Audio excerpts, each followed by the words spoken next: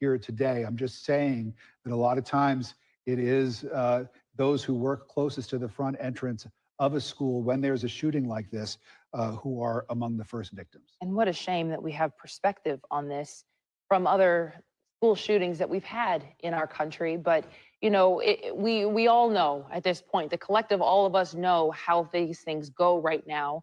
There are many different scenarios that could have played out. We do not know if the suspect who is in custody was a student, or if this was a stranger, or if this was an employee, or if this was a former student. These are the questions that we are waiting for right now. Just a couple hours left until we are expected to be briefed again by law enforcement. They gave a very brief press conference and essentially said, they know we are all waiting for information. We have been standing here live, watching this happen with you for hours, waiting on information. Unfortunately, he says right now. If you are just joining us, some breaking news in Barrow County, Georgia, a shooting at Appalachia High School. This is located about 40 miles northeast of Atlanta, so about an hour outside of the city. Now, it is unclear right now how many victims there are. The sheriff says he is not releasing that information at this time. We are about 4 hours into this. The sheriff saying that the initial call for an active shooter came in around 9:30 this morning. We know from earlier reporting that it was about 10:23 when emergency responders from multiple agencies dispatched to the school. And right now you are looking at the students. This is video that was shot from earlier today from the chopper.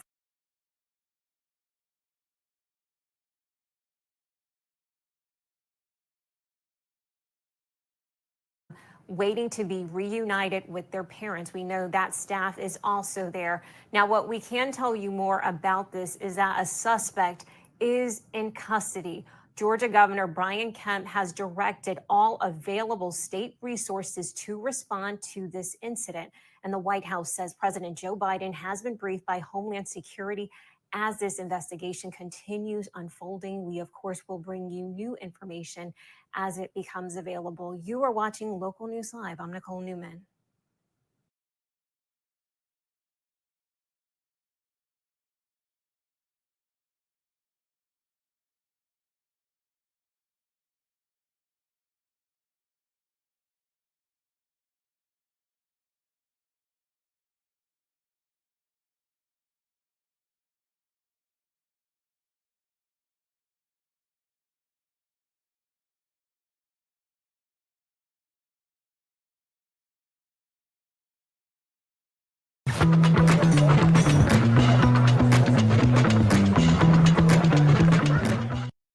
Welcome to Book Club in the Neighborhood. What did everyone think of the chapter, The Right Area Rug for Every Budget? The section on Washington.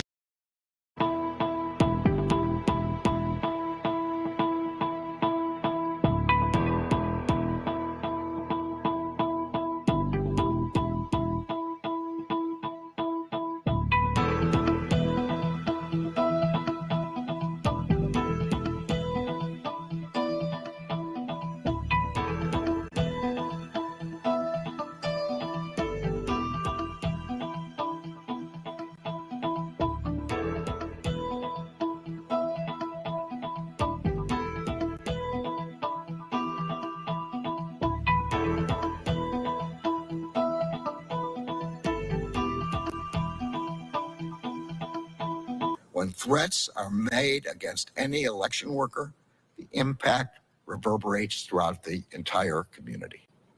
That defendant was sentenced to 3.5 years in prison. In recent months, our enforcement actions have continued. For expanding a tax deduction for costs associated with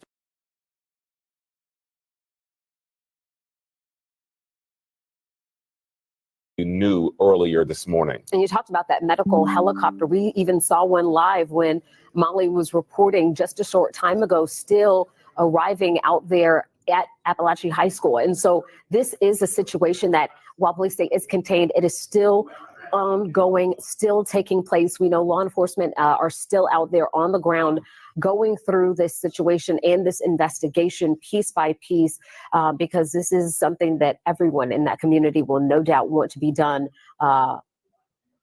precisely. Mhm. Um,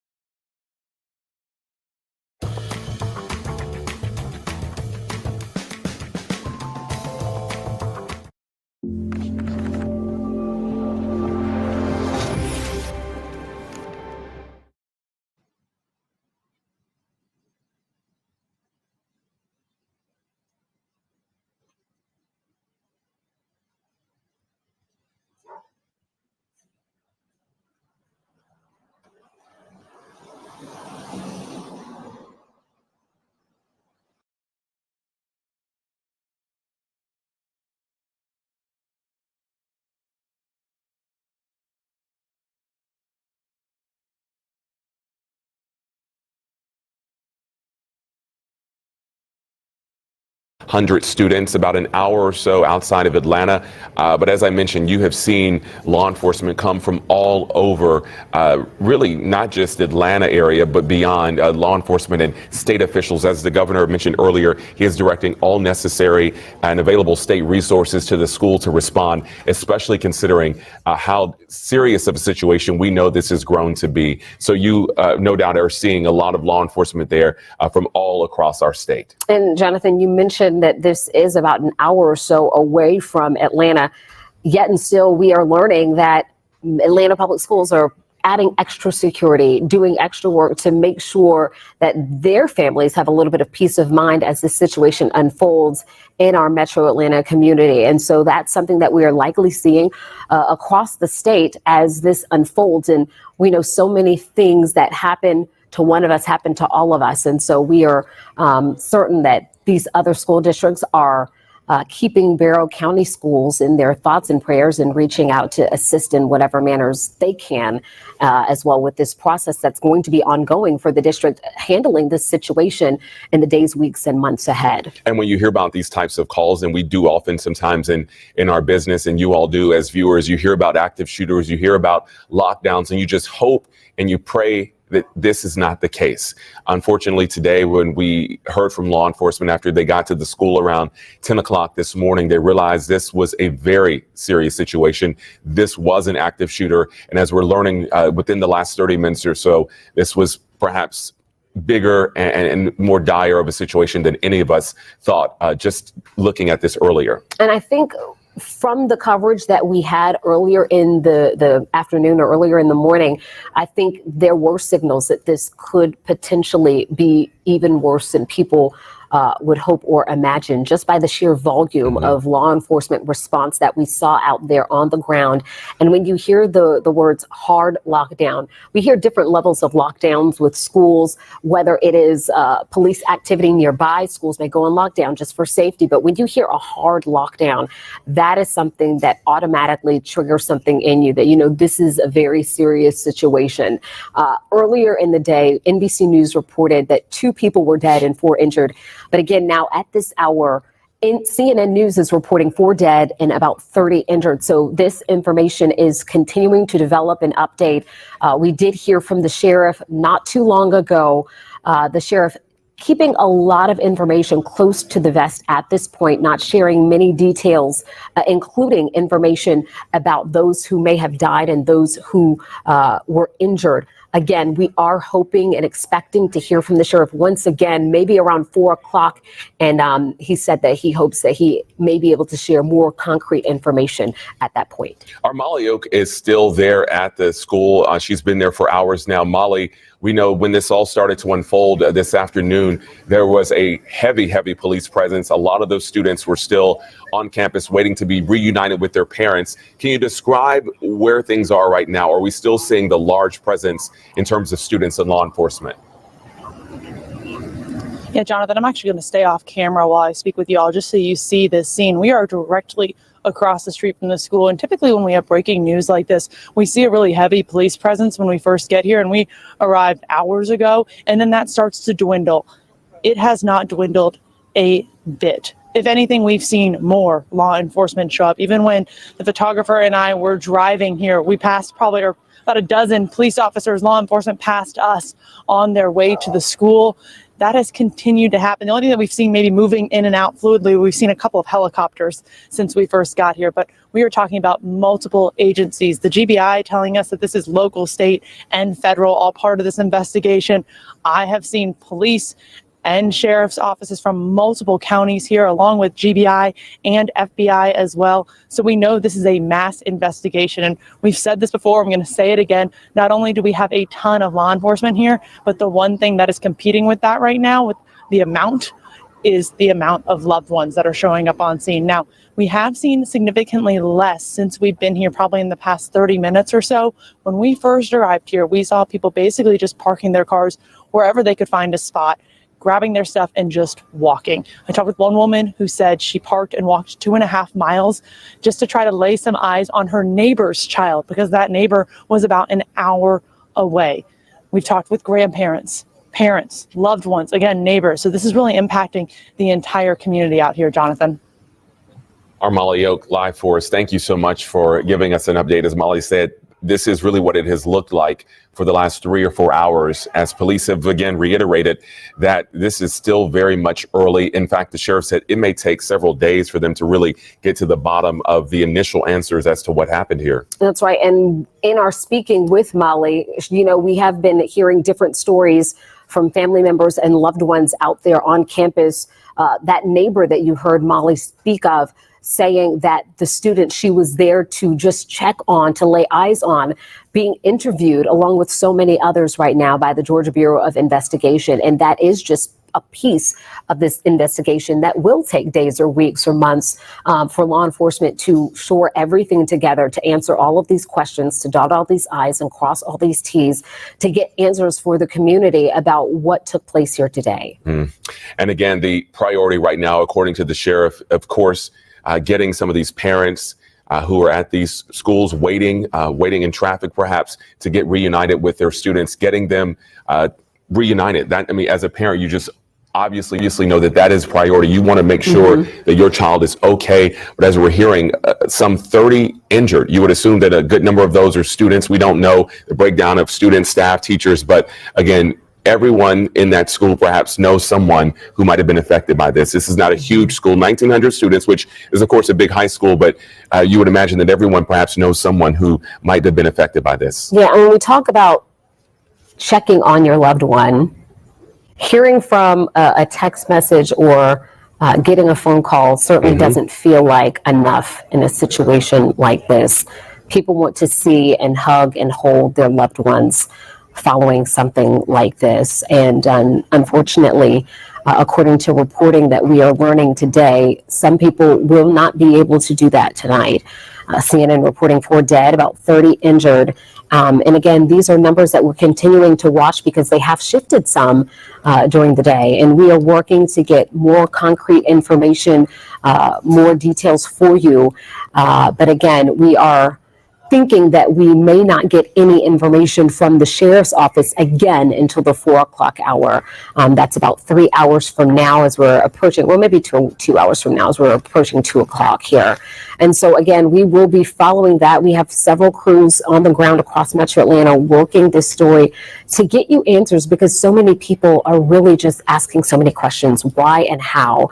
And those are the things that law enforcement are working together. You see right here images from earlier in the day, the students that were out there on that football field, such a stark contrast from what they were likely seeing and experiencing not too long ago. The school year just starting, just finishing up the Labor Day holiday, football back in action. And this is such a stark contrast from what these students were probably so excited about on campus, living their lives. And now this has happened, and it's really an event that really truly changes you and shakes you. Yeah, it really does. And you're right. I mean, you look at the football field students, they should be getting ready for a Friday night football game. They should be getting ready for a test perhaps, but they are in the middle of just a chaotic emergent situation that has really dealt a huge blow, not only to this school, but this entire community. As we know, every school in the district, at least at some point today, was on lockdown because of this. We heard from Atlanta Mayor Andre Dickens not too long ago in a statement saying that he has bolstered security at a number of Atlanta public schools and also offering to send any of Atlanta's resources that way as well, knowing that when something like this happens, it no doubt affects the school and the surrounding community. But as a parent, as a student anywhere, you are affected by this, especially when it happens within your metro area in particular. And we talked so much about the injuries and how it's impossible at this point to know without concrete information from law enforcement what those injury levels are. But I can't help but continue to go back to the mental health aspect for these students.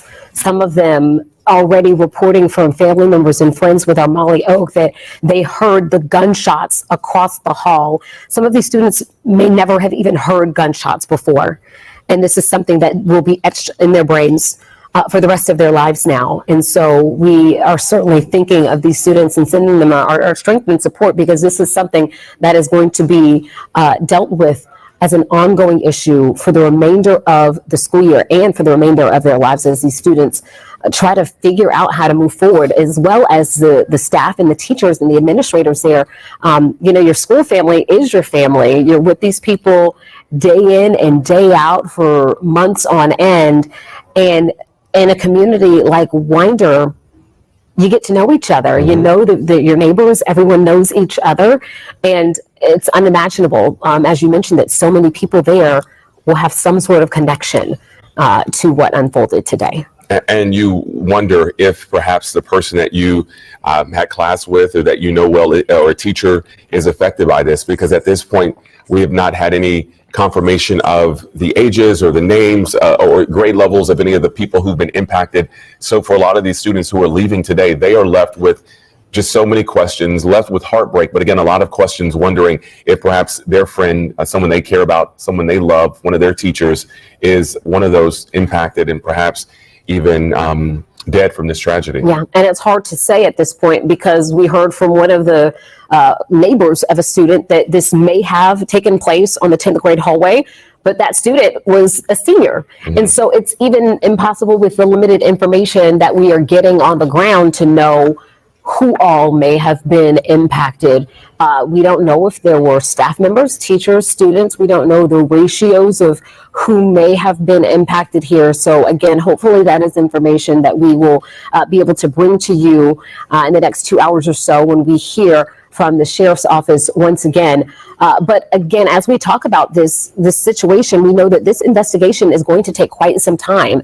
This isn't something that we're going to get all of the answers that we are looking for today or even tomorrow, as we know that the Barrow County Sheriff's Office is being joined by other local, state, and federal partners to investigate and try to piece together what happened. That next update, Jennifer, as we've been telling people, in case you were just joining us, according to the sheriff, he says we are going to try to get you another update at 4 o'clock. He didn't promise that would happen, but that's when they're hoping to get another update. He knows that you all want answers. And of course, media, we have our newscasts at 4 o'clock. And so hoping to get the information out to you. But what we know so far, again, in case you were just tuning in, this all started around 9:30 this morning. That's when the first calls, according to police, came. They arrived on the scene shortly thereafter, realizing that this was an active shooter situation. And we saw police surrounding the school and agencies showing up from around the school. We do know one suspect now in custody, and according to CNN, they are now reporting 4 dead and approximately 30 injured. We know at least one of those injured was taken by medical helicopter or life flight to Grady Hospital, which is a level 1 trauma center. So that would lead you to believe that this was a serious injury, obviously, but we again don't know the extent of that injury. All right, we want to get back out to some sound that our Doug Richards has been gathering, speaking with family members and students out there on the ground. And we understand this information comes from a 10th grader who heard what went on today. Let's take a listen. It was just like a loud boom as if a locker had slammed. So my teacher thought it was just like some kid acting foolish. So then she took a peek outside, and then we heard repeatedly the banging again, and that's when we could identify it was a gun. And then the hard lockdown was placed, and then we ran to the back of the classroom, turned off the lights. I was shaking, scared, and I didn't have my phone on me, and I couldn't communicate with my mom for half an hour. And I didn't know what was going to happen because you could hear the gunfires right down the hall. So I don't know if it was like the last chance I had to talk with her, but luckily I'm here. And you were just listening to a 10th grader at Appalachia High School speaking about his experience today when that gunfire rang out in the school, saying it sounded like a locker being banged shut, and they thought it was a one-off initially until the sound continued, and then they immediately went into those procedures that they practice about how to respond if a shooting happened, running to the back of the classroom, turning off the lights. Poor student saying he didn't even have a cell phone on him, so he couldn't reach his mother. And if you were looking at that screen, you could just tell the anguish that mother had. Even despite the joy of seeing her son right now and holding him, they were just holding on to each other, even as he spoke about what happened. You could really feel it through the screen just looking at that image. And he told his story, again, turning off the lights, sort of hiding in place, waiting for this to all be over. We also heard from other students that they ran. They heard the gunfire, they heard something happening, and they ran. When you're trained in these sorts of drills, there's different scenarios and different ways that you handle this. Sometimes the best situation is to lock the door and to hide in place. Other times it's to get away from the threat. And so some of these students doing what they were taught, trying to get away from what was happening. But it is just harrowing. It is just heartbreaking hearing that directly from a student who witnessed this just hours ago. I know, and unfortunately we will hear more and more stories like this as the days continue to move forward along with this investigation. But similar stories that we heard from another woman who was checking on her neighbor's son, that he was in that 10th grade hallway and heard the gunshots ringing out across from that classroom. And so we're starting to hear some similar stories out there of students taking cover as those gunshots rang out. Right. It just really is. It's just hard to imagine going through that. As a lot of these students, you prepare for these things.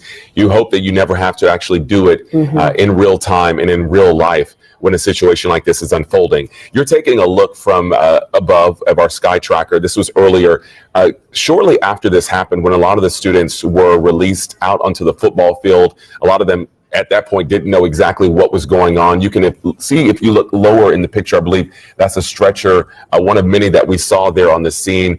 We saw several people, several students being taken away. We don't know, again, the extent of the injuries, but we know there were a number of students taken away by ambulance and by helicopter to be treated. And as of last reporting, CNN reporting 30 injured at this point, 4 dead.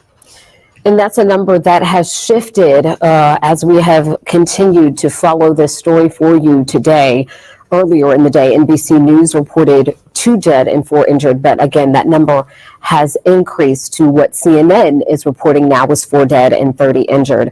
As you are looking at your screen, these are images from earlier in the day, and you can just see the sheer volume of law enforcement that responded out here to Appalachia High School early today as this reports of what was reported to be a gunshot started to come in starting around 9:30, those first calls today. We saw countless numbers of law enforcement vehicles. We now know that they are not just from that immediate area, but from all across Metro Atlanta, including state and federal partners as well, responding to this high school as this situation has continued to unfold and as this investigation is getting underway and continuing. We do know from the sheriff's office that one suspect is in custody, but there has not been any information from the sheriff's office on who that suspect is, whether it's a student, a teacher. We don't have information from the sheriff's office, at least, about any particular descriptors of who that person is, an age, a reason for their connection to the school, if there even was one. So those are just some of the questions that still remain at this hour that we're hoping to get for you. Again, we are hoping that we may hear from the sheriff again around 4 o'clock. Again, that is something we will bring to you both on air and online as soon as we get the word that we will hear from the sheriff if and when that does happen again. And Jennifer, you're absolutely correct. We don't have much information at this hour on the suspect other than that person is in custody, according to the sheriff. Now, CNN is reporting, according to some of their law enforcement sources, that suspect is of student age. That's how they described them, but not, again, saying whether they were or are a student at the school or have any connection to the school. But at this point, we do know that young person, according to CNN, is in custody. And we see our Molly Oga standing by. She's getting ready for another live report just to kind of let us know what she is hearing and seeing out there on the ground at Appalachia High School. Molly, are you ready?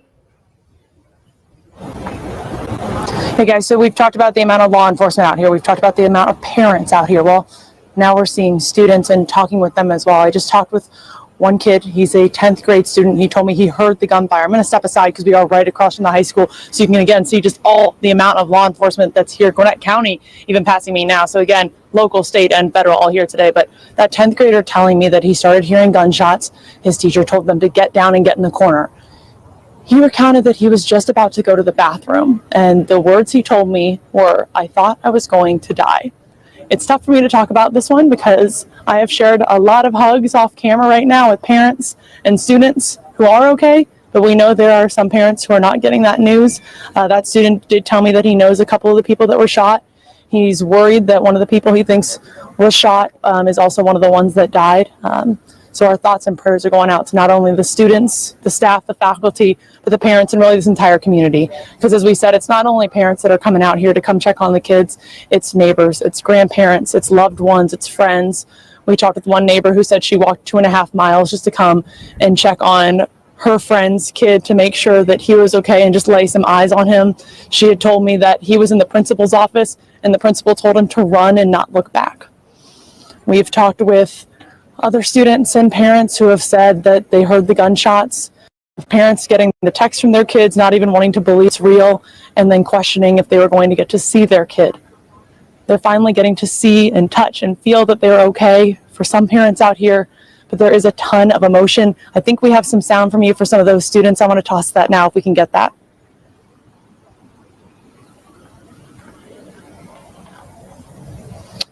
So we are still working on getting that sound, but again, just the overall emotion here for not only the students, but the parents, but also the law enforcement. You really feel a sense of heaviness out here outside of the high school today, guys. All right, Molly, and let us know when you're ready with that sound, because we really would love to hear from some of the people with their reactions and their emotions and what they saw and heard tonight, or really, rather earlier in the day as this unfolds. So Molly, thank you so much. We can certainly feel from you the emotion of the day out there. So much going through the minds and hearts of the people out here in Barrow County as this continues. It really does take on a different type of emotion when you start hearing the words directly from those students. And Molly and Doug and some of our other reporters out there have been talking directly to students. We just heard from, according to Molly, that student saying that they were told to get in the corner and they could hear the gunfire. And they believe that someone they know was shot, and perhaps one of the ones who was fatally injured. And that's when it really gets real for a lot of people, because it's not just a shooting. This is someone you know. This is someone you have class with, and just to hear that from students, I think really you can understand why it brings that type of emotion out. Potentially someone you may have grown up with and gone to elementary, middle, and now high school with. And we hear these situations all across the country so many times. And as you said, it just becomes real when it's right here in your own community. We do know that this story is having wide-reaching effects. We heard from U.S. Attorney General Merrick Garland earlier making comments and sending his thoughts and offering assistance. But right now, we also understand that the White House will be providing a briefing very shortly. We will, of course, bring you that as soon as we know somebody comes and steps to the stadium. We understand President Joe Biden has been briefed on everything that's going on. It's not clear right now who from the White House will be speaking, but again, we will bring you that as soon as we see someone moving toward the podium. But again, this just signals how serious of a situation this really has become as it continues to balloon. Unfortunately, we have seen the numbers increase and reporting from CNN, 4 dead, 30 injured. And we will, of course, bring you this briefing as soon as it gets underway. And we're also expecting to hear from the sheriff in Winder around 4 o'clock this afternoon, perhaps before that. But that's when we're told the next update could come. So again, we are awaiting news updates from both the White House and from the law enforcement there in Winder. And I wouldn't be surprised to, at some point today, hear from Governor Brian Kemp. He did release a statement, but knowing him, he will likely either be there later today or at least issue some type of statement, considering how serious this has gotten to be. Exactly. And again, we have been hearing from law enforcement and state officials across Georgia who have been sending their support and their thoughts to the Bureau County community following news of this shooting out there at Appalachia High School. You're looking at images that we got from earlier in the day, some of them from the ground, some of them from our 11 Alive Sky Tracker, as we have been keeping an eye on what has been going on and learning more and more information as the hours have passed. This image right here on your screen gives you a view of what we've been talking about, just the sheer volume of law enforcement responding to this situation, not just from Barrow County, but also from surrounding areas. And not just law enforcement, we also know that first responders from other communities were sharing the load as well, working to help in response to this shooting, what we understand is a shooting. And we are just now seeing that the GBI has now confirmed 4 people dead, 9 hospitalized. That information coming again from the Georgia Bureau of Investigation of 4 people dead, 9 hospitalized.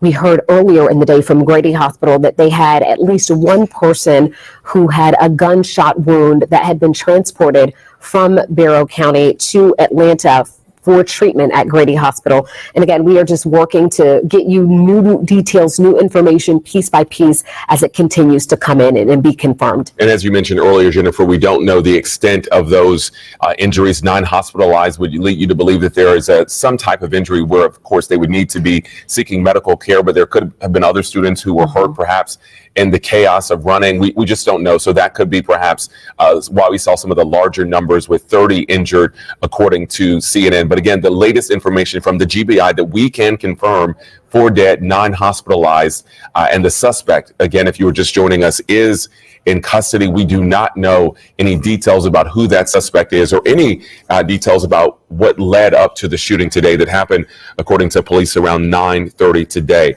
We have been hearing on the ground within the last hour from a lot of students who witnessed this. We have heard that it happened, according to students, around the 10th grade hallway. Several students reported hearing the gunfire this morning. Students telling us that they ran in the corner, they turned off the lights.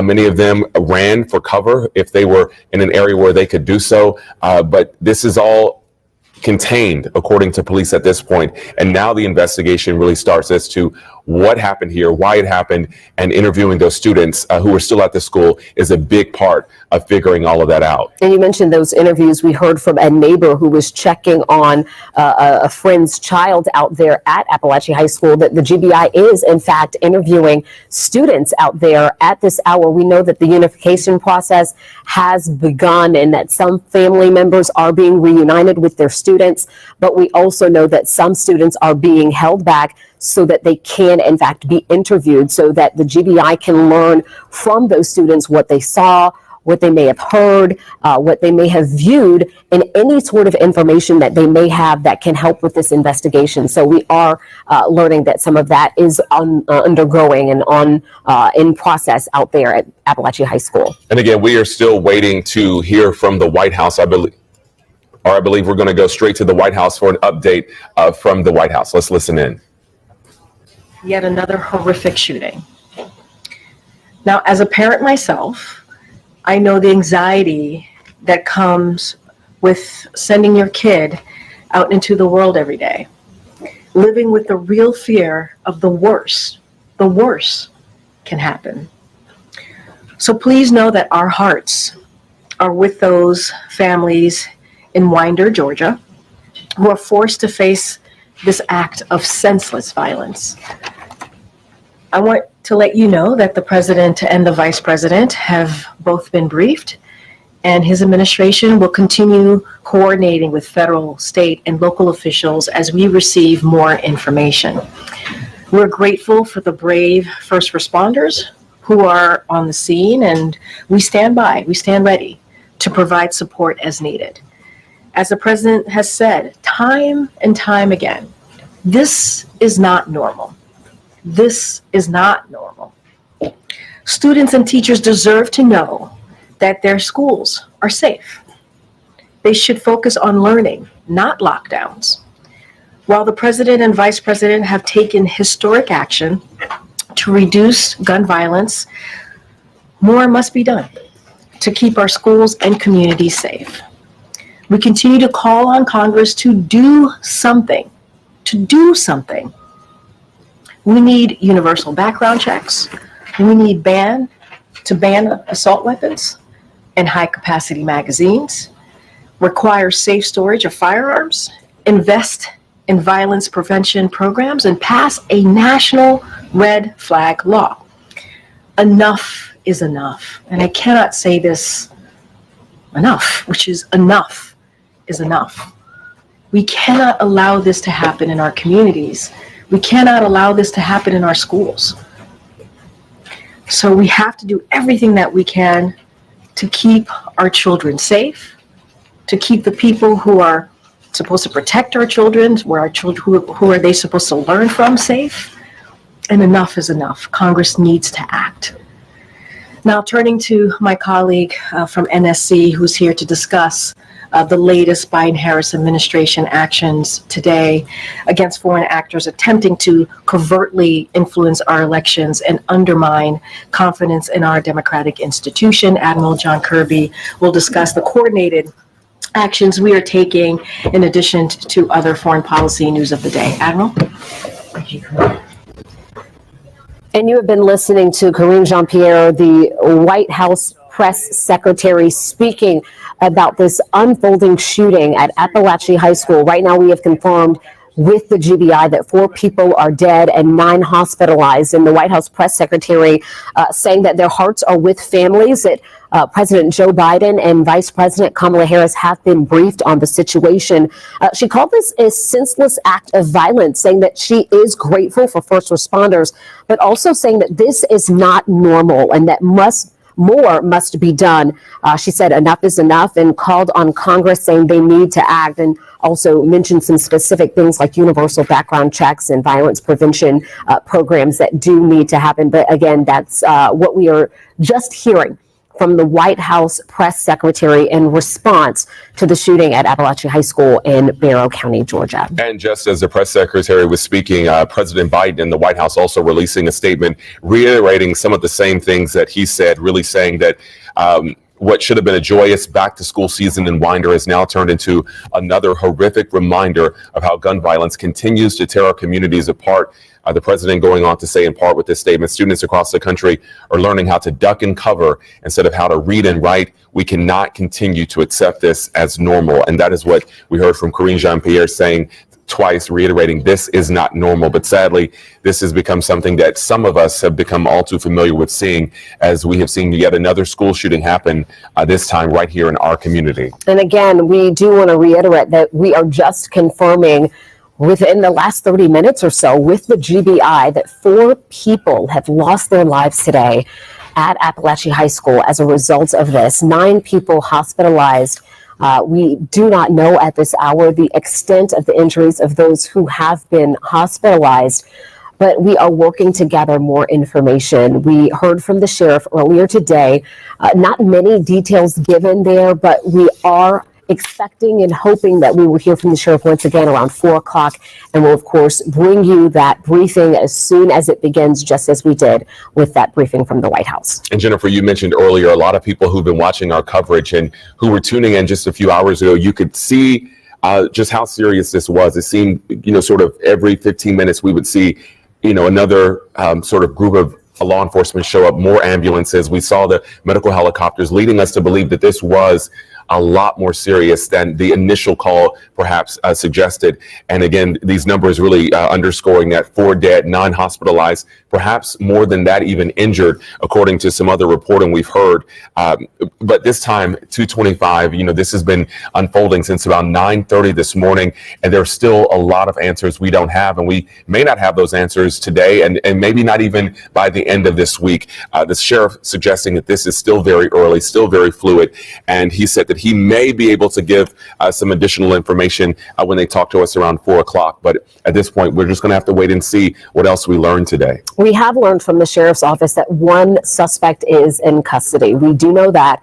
However, we have not received any information from the sheriff's office about who that suspect might be.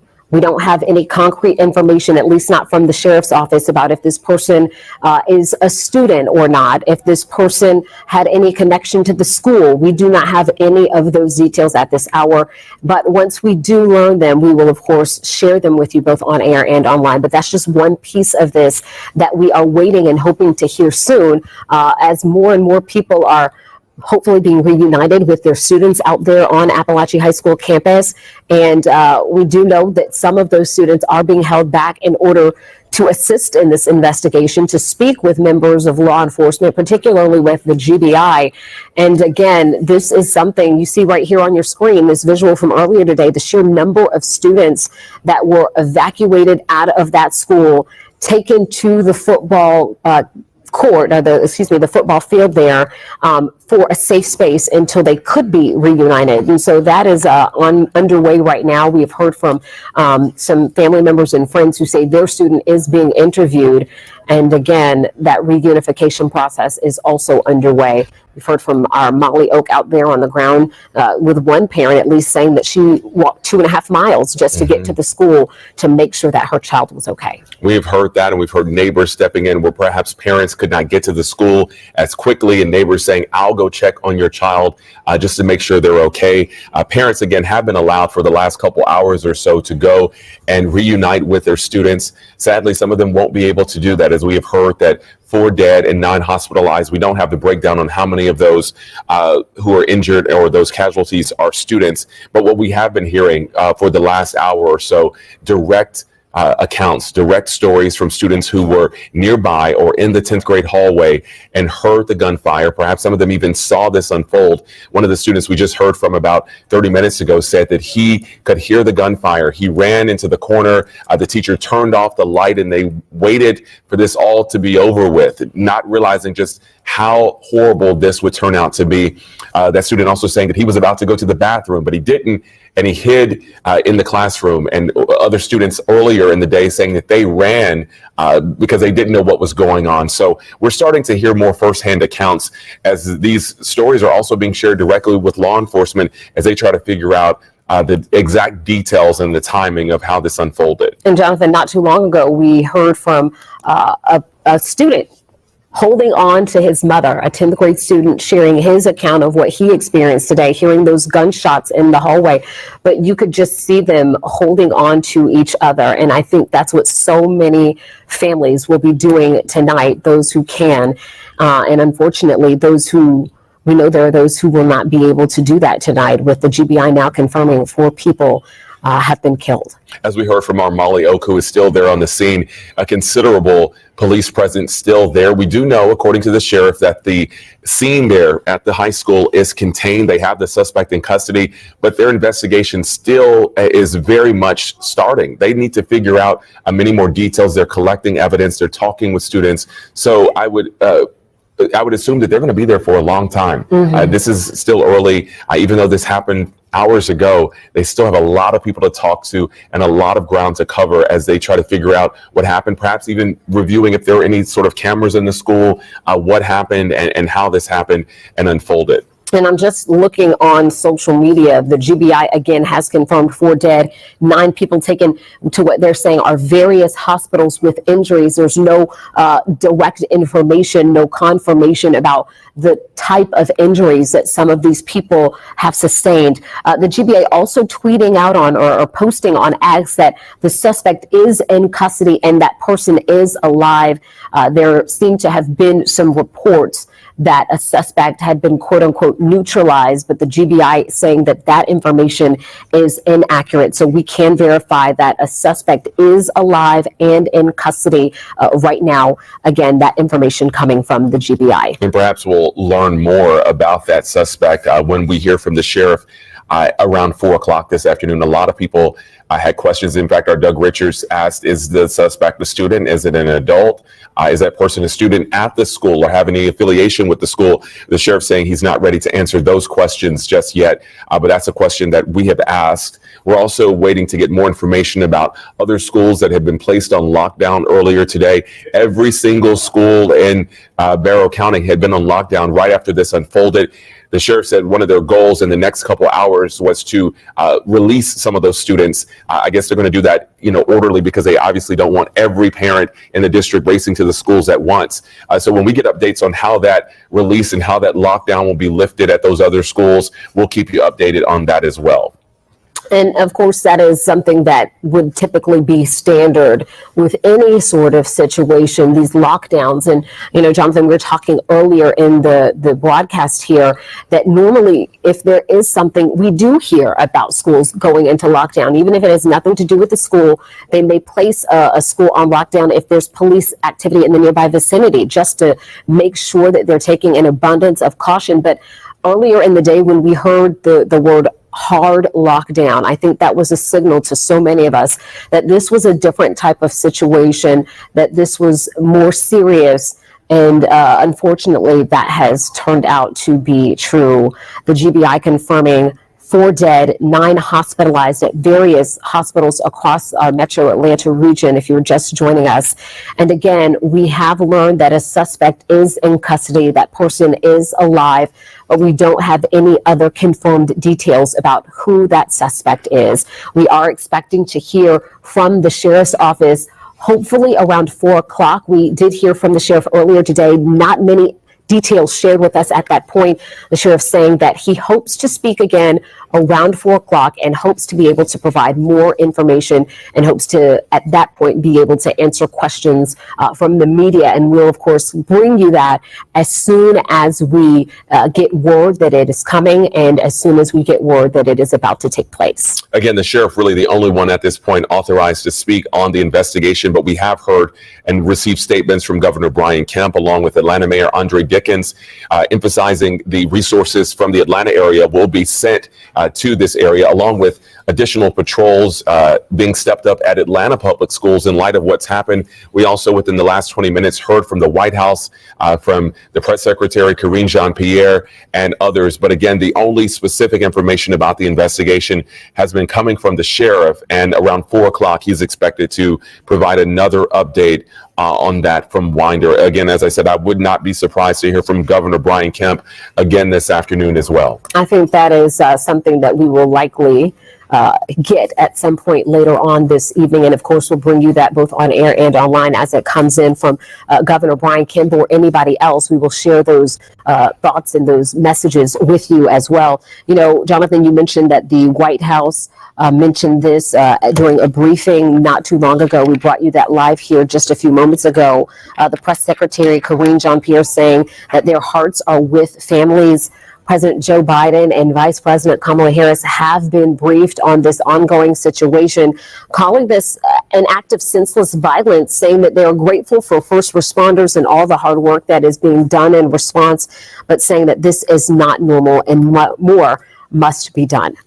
Right now, you were looking at some video from earlier this afternoon, shortly after this all unfolded at the high school. Again, the first calls came in around 9:30 this morning. Police were quickly on the scene around 10 o'clock or a little before, and we started seeing the police presence grow, presence from all over our state. We saw officers from Gwinnett County, of course, the city of Atlanta, ATF, GBI, really any agency that you can think of was on the scene or is still on the scene earlier today as they really worked to not only secure the area and figure out what was going on, but also to transport those who were injured to where they needed to be. We saw a number of medical helicopters also showing up on the scene. But again, the latest information we can confirm, according to the GBI, is 4 dead and 9 hospitalized, perhaps more than that even injured. We're waiting for another update to come in from the sheriff in Winder. And we saw from the Georgia Bureau of Investigation posting on X that these people have been taken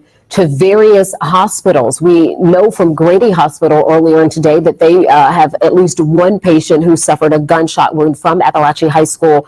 That number may have increased at this point, and we also don't have further confirmation about where else these people have been taken other than the GBI saying that 9 people have been hospitalized at various facilities across our metro Atlanta region.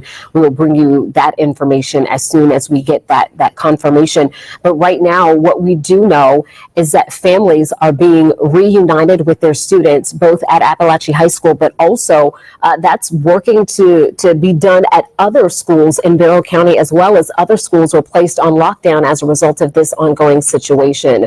We do know at this hour that some students are being held back while others have been reunited because these students are speaking with investigators or speaking with the GBI about what they saw, what they witnessed, what they heard, maybe any information that they may have that might assist them in that investigation. So that process is underway today as well. That's right. And Jennifer, you mentioned we do know at least one of those gunshot victims is at Grady Memorial Hospital, a level 1 trauma center. CNN also reporting, according to their sources, that at least one adult has been taken to Piedmont Athens Regional Hospital in North Georgia, but we don't know the extent of the injuries of that person. We just know, again, that as you mentioned, these victims have been taken to multiple hospitals. So again, we are at least knowing between Grady and that hospital in the Athens area as well. And we know that there are so many questions that so many of you have at home as you're watching this, as you're reaching out to loved ones, and we are working to confirm as much of that information as we can and bring it to you as soon as we have it, both here on air and then online on our 11alive.com and inside our 11 Alive news app. We are working to get you that information as soon as it comes in. We also do want to share with you, if you're just joining us, that we are hoping that we can hear from the sheriff's office once again around 4 o'clock, and we will carry that for you both on air and online. And as we know, with situations like this is truly breaking news. Things can change as we have seen them change really hour by hour. We have learned more information. We have in terms of where the lockdowns stand, in terms of the number of hospitalized, injured, and those who unfortunately are dead from this situation. This is all unfolding. It is changing. We are working. We have our newsroom working. We have reporters there on the ground at the hospital waiting and trying to gather more information as well. So we are bringing you the very latest just as soon as we get that information as well. And Jonathan, I'm just getting some information from our newsroom that there will be a Winder Community Vigil tonight at 7 p.m. This is going to take place at Jug Tavern Park. That's at 113 East Athens Street in Winder, Georgia. The city of Winder is going to open Jug Tavern Park. This is going to be opened up to the community tonight at 7 for an opportunity for everyone to come together and grieve over everything that has taken place today. Grieve those 4 lives lost, according to the GBI, and I'm sure offer up some prayers and support for those who have been hospitalized and the families who have lost loved ones out there today. So again, this is a Winder Community Vigil, the city opening up Jug Tavern Park to the community this evening at 7 p.m.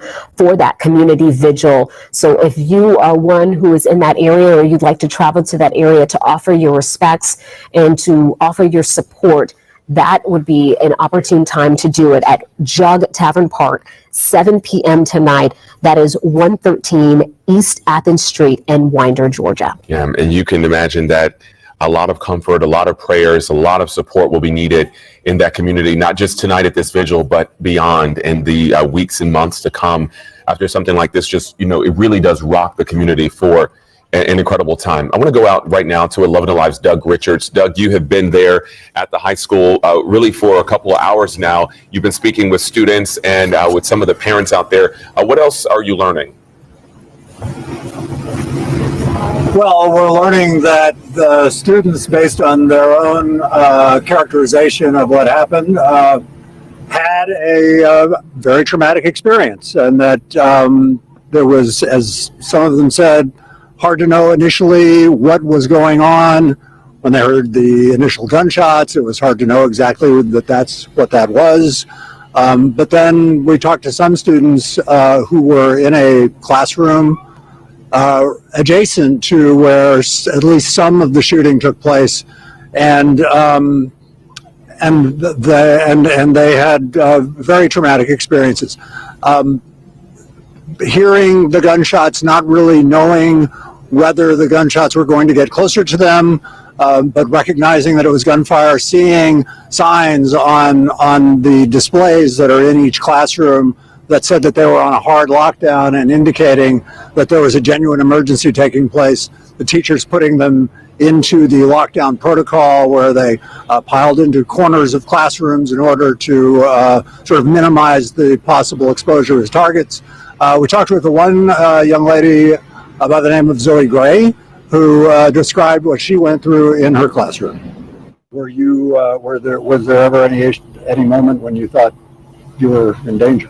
Oh yeah, I thought I was gonna die. It was like, it sounded so close. I'm sure it was, because it was right near. I don't know exactly which door, but you hear bang, bang, like they're kind of like they're trying to get in a door. It wasn't our door, but I'm sitting right by the door, and so it sounds like they're trying to get in, but I don't know if it's shots or they're just trying to get in. We were just having a normal day. It wasn't anything different than what we were used to. They usually make you put up your phone, but I was charging mine today, so I luckily had it, and it was just normal. And then bang, bang, bang, hard lockdown. And the teachers were phenomenal. We have a special teacher for the blind kid, and then we have our normal teacher, and they were very good at doing their job of keeping us calm. I talked with probably a half dozen students as they were leaving here. Many of them were with their parents, and the parents gave their blessings for us to talk to them. Almost all of them said that they were convinced that there was more than one gunman. One student told us that they heard shots from different locations within the school. One student told us that when they exited out the hall, actually a couple of students told us when they exited out the hallway, they saw the body of somebody in the hallway who they believed to be one of the student gunmen. So we know that the GBI is telling us that one gunman is in custody.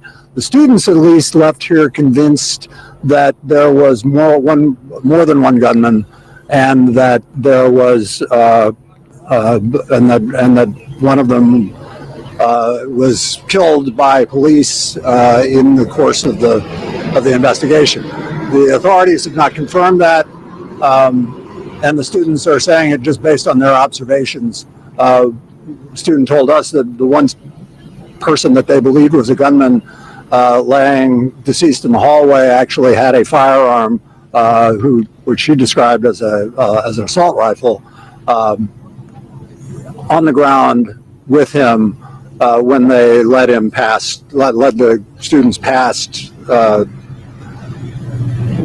person deceased in the hallway. So it's hard to tell. Nobody knew. We talked to one student who said that he knew a gunman casually, didn't describe anything particularly unusual about this particular person who he believed was a gunman. But there's a lot of information flying around, obviously, in here, some of which may not be true. but some of which is gathered by people who said they saw firsthand in the hallway as they were evacuating their classrooms, just based on evidence that they saw. The good news, of course, is that it appears the danger's over. The students are casually exiting the school now, mostly with their parents, very relieved that this is over, and not planning to come back to school tomorrow is what they're telling us. Back to you. All right, Doug, thank you so much. And we do want to give you some information from the Georgia Bureau of Investigation. They are saying that the suspect in this shooting is in custody and that that person is alive. They say that reports that the suspect has been neutralized are inaccurate. They're also saying that reports of additional shootings taking place at nearby schools are incorrect. Again, any reports of additional shootings taking place at nearby schools in Barrow County are not correct. That information coming from the Georgia Bureau of Investigation. They're posting this information on X to kind of refute some information that misinformation that is out there. But again, the suspect is in custody. The suspect is alive. Any reports that the suspect has been neutralized are inaccurate, and any reports of additional shootings at nearby schools are also incorrect. And we will likely hear that emphasized coming up in a bit when we hear from the sheriff in Winder any moment now, perhaps around 4 o'clock, though that's around the time we're expecting. So probably actually more looking at an hour from now. But again, Jennifer, you're reiterating that because we have heard a lot of information. Sometimes it is misinformation. Sometimes it is rumors. When things like this happen, you have a lot of students who witness things firsthand, students who heard something second or third hand from someone. And so there's a lot of information going around in addition to what we hear and see on social media. So the information we're providing to you is coming directly from the GBI or from law enforcement sources. And as soon as we confirm things or can, sort of knock something out that has been put out there, we can let you know that as well. All right. And once again, what we have learned, we just want to be very crystal clear with this. The GBI has confirmed 4 people have died. 9 people have been transported to various hospitals.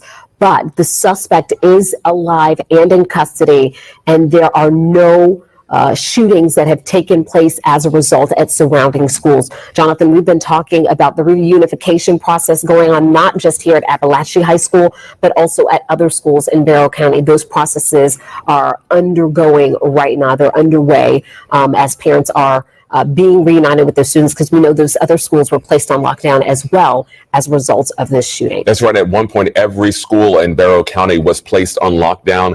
The sheriff did say one of their goals in the next bit was to make sure that those lockdowns could be lifted and students could be reunited with their parents. We're talking about elementary schools and middle schools, so some younger students in that area. And in addition to what's happening here at the high school, where students were allowed to leave campus with their parents shortly after this happened, once they got the scene clear and got things contained. But again, the investigation far from over. In fact, it's just starting, according to the sheriff. And that is why you are still seeing a ton of police presence at the school, because they have a lot of work to do to get to the bottom of what happened, including interviewing a lot of these students. In particular, we're told a lot of the 10th grade students, because according to witnesses we've spoken to, this happened on the 10th grade hallway in the school. Many of the students actually telling us that they heard the gunfire. They had to run for cover. They turned off the lights in the classroom. They ducked, just trying to figure out what may be going on. So we're getting some of those firsthand accounts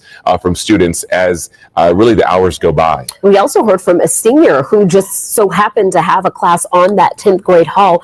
And so it really is difficult to know what all or what type of student or what range of age or grade may have been more heavily impacted by this shooting directly, who may have been closer to what transpired. But again, we're receiving various accounts from students, from our reporters on the ground there at Appalachia High School, and we are just sharing with you their accounts. I can't get out of my mind, Jonathan, the mother and son just holding on to each other.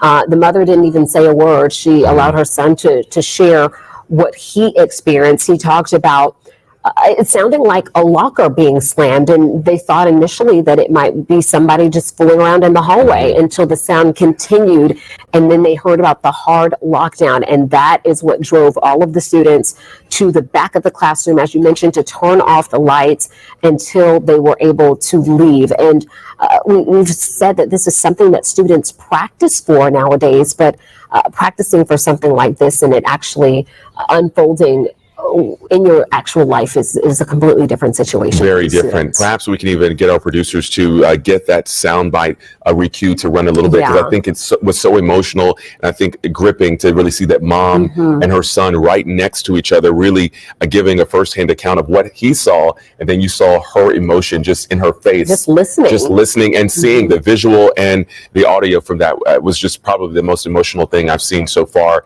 in our coverage. So we'll see if our producers can get that back up. But again, a lot of answers we just don't have at this hour. This all started to unfold around 9:30 this morning, but here we are going into the 3 o'clock hour and still waiting for some specific answers as to exactly how many people were truly affected by this. We know, according to the GBI, 4 dead, 9 hospitalized, but perhaps more people have been affected by this in terms of physically, in terms of injuries. But we know this community is just shaken. It is rocked by this. And tonight, as you mentioned, there will be a community vigil happening, I believe, around 7 o'clock. Yeah, 7 o'clock, Jug Tavern Park. 7 p.m. That is 113 East Athens Street in Winder, Georgia. That is where that community vigil will be taking place tonight for anyone who wants to attend and show their love and support following this shooting. Jonathan, I'm hearing from our producers that we do have that sound once again. Take a listen and take a look, if you can, just to feel what this family, this mother and son, were experiencing following today's shooting. It was just like a loud boom, as if a locker had slammed. So my teacher thought it was just like some kid acting foolish. So then she took a peek outside, and then we heard repeatedly the banging again, and that's when we could identify it was a gun. And then the hard lockdown was placed, and then we ran to the back of the classroom, turned off the lights. I was shaking, scared, and I didn't have my phone on me, and I couldn't communicate with my mom for half an hour. And I didn't know what was going to happen, because you could hear the gunfires right down the hall. So I don't know if it was like the last chance I had to talk with her. But luckily, I'm here.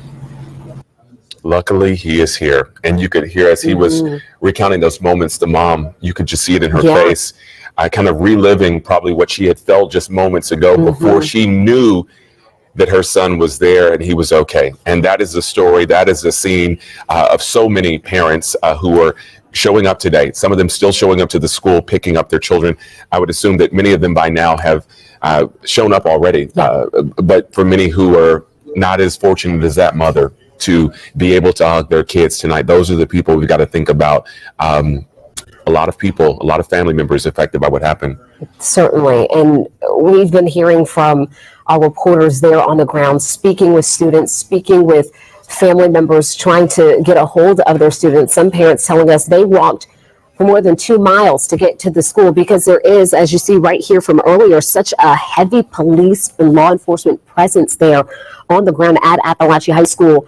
Parents just parking anywhere they could and saying, I'm going to walk on foot. I'm going to do whatever it takes to get to my child on the school's campus following these reports of the shooting, something that parents never want to hear about. They never want to get that message. And unfortunately, we heard from several students today who said either it took them a long time to get to their phone or they did not have access to their phone. And that can only imagine just added to the agony for those students and for their parents, looking for information, looking for confirmation from their student that they were okay. Yeah, just to be in that situation and feel sort of helpless, not having that communication just makes it, I'm sure, so much more heartbreaking and really just scary, to say the least. We do know that we are expecting another update, as we keep telling you, from the sheriff. So please stay with us here this afternoon, because that could come within the next hour. We have already heard through statements from Governor Brian Kemp, Atlanta Mayor Andre Dickens, and U.S. Attorney General Merrick Garland, who spoke earlier, along with Karine Jean-Pierre from the White House, the press secretary. The president also issuing a statement shortly thereafter, really reiterating what she what she said earlier. And I think the thing that stood out to me in the president's statement saying we cannot continue to accept this as normal because we cover these. And this time it happened here in Georgia, in our community, but it happens far too often elsewhere as well. Far too frequently, the press secretary saying this is not normal. And unfortunately, we know that this situation may take political undertones at some point, but I think we can all agree that this is not anything that anyone wants to see in their community or in any community. All right. Right now, we want to go to one of our reporters, our Zach Merchant. I believe Zach is live right now at Northeast Medical Center, Northeast Georgia Medical Center. Zach, we know that the victims have been taken to a number of hospitals. What is happening where you are? Right, Jonathan, if you take a look right behind me, we're in front of Northeast Georgia Medical Center's Barrow location. This is where a Northeast Georgia Health System spokesperson confirms that one gunshot victim from today's school shooting was transported. Another gunshot victim, he says, was transported to Northeast Georgia Medical Center's Gainesville location. That spokesperson tells us that that Gainesville location is a level 1 trauma center. For those of you who might not know, I know you've unfortunately today been hearing that phrase a lot. Level 1 trauma centers are the highest prepared, most ready to handle serious trauma, injuries, and incidents hospitals across the state. This spokesperson we talked to today had no more information than that. He couldn't provide the names, the ages, the male or female, the gender, the sex of those who are injured, or importantly, their condition. But we do know that, again, 2 people are being transported and are actually being treated right now at Northeast Georgia Health System hospitals. Importantly, as we talk about this community here in Barrow, it's a small community. A lot of people know folks who were involved, who were affected by what happened today. We told you we're right in front of the Northeast Georgia Medical Center. Well, the parking lot we are in, we spoke with 2 18-year-old men. They say they both just graduated from Winder Barrow High School just in the spring. They say, as you'd expect, they say they are afraid that some people who they may know may have been affected by the shooting at Appalachia High School today. They say they're watching closely to see as we learn names and identities of those who were injured, those who were hurt, and those who were tragically killed. They're watching closely, afraid that some of those names they'll recognize. They say they went to Winder Barrow, but they've been to Appalachia many times for high school football games and other events. Talk about how close this community is, how many connections there are. One of the men we spoke to, his name is Christian Kinna. He says earlier today, his younger sister, who is still a high school student at Winder Barrow, he says she was placed on lockdown at Winder Barrow. We want to be really clear. There was no active threat at Winder Barrow, authorities confirmed to us, but Winder Police, along with a slew of other law enforcement agencies who've been in the region here, placed Winder Barrow High School on a hard lockdown out of an abundance of caution and to make sure that all school locations in the county were secured. This gentleman we talked to today, Christian Kinna, he says his sister was there during lockdown, a frightening experience. He says, thankfully, she is okay, but he is worried, he's fearful, he's heartbroken, he says, as he worries and is paying attention to see who all may have been affected at Appalachia High School. We have an interview with those 2 gentlemen, those 2 recent Winder Barrow High School students. We're going to work to get that back to the station and bring that to you in just a little bit. For now, we are live outside Northeast Georgia Medical Center in Barrow. All right, our Zach Merchant live for us. Thanks so much. And Zach, again, telling us that we know at least a gunshot wound victim taken where he is in the Barrow, another in Gainesville. We do know, again, another gunshot wound victim we've learned is at Grady Hospital, another level 1 trauma center, and then CNN reporting a victim in the Athens area at Piedmont Athens Regional. So again, these victims taken to a number of hospitals across North Georgia. All right, we want to get you back live now to the scene at Appalachia High School. That is where our Molly Oak is. So Molly, have you had a chance to speak with any other students or family members out there on campus? Well, guys, we just want to talk about just how heavy it is right now. We're not seeing as many parents and students come through. For a while there, we just saw dozens coming out of the school, parents finally getting to reunite with their kids, loved ones getting to find either their kids or their friends' kids. I want you to hear from one student I just spoke with. He told me that he thought he was going to die when he heard the gunshots. I heard gunshots, and then my teacher told us to get in the corner, and then they were clearing this. I heard like screaming and police officers like, get down, put your hands on your head. It was crazy. And then when they were clearing the building, like the rooms, because sometimes the shooters hide amongst the kids, they were clearing our room and they busted the door. They had an AK at us. They were telling us, put your hands in the air. It was really crazy. You just never know what's going to happen.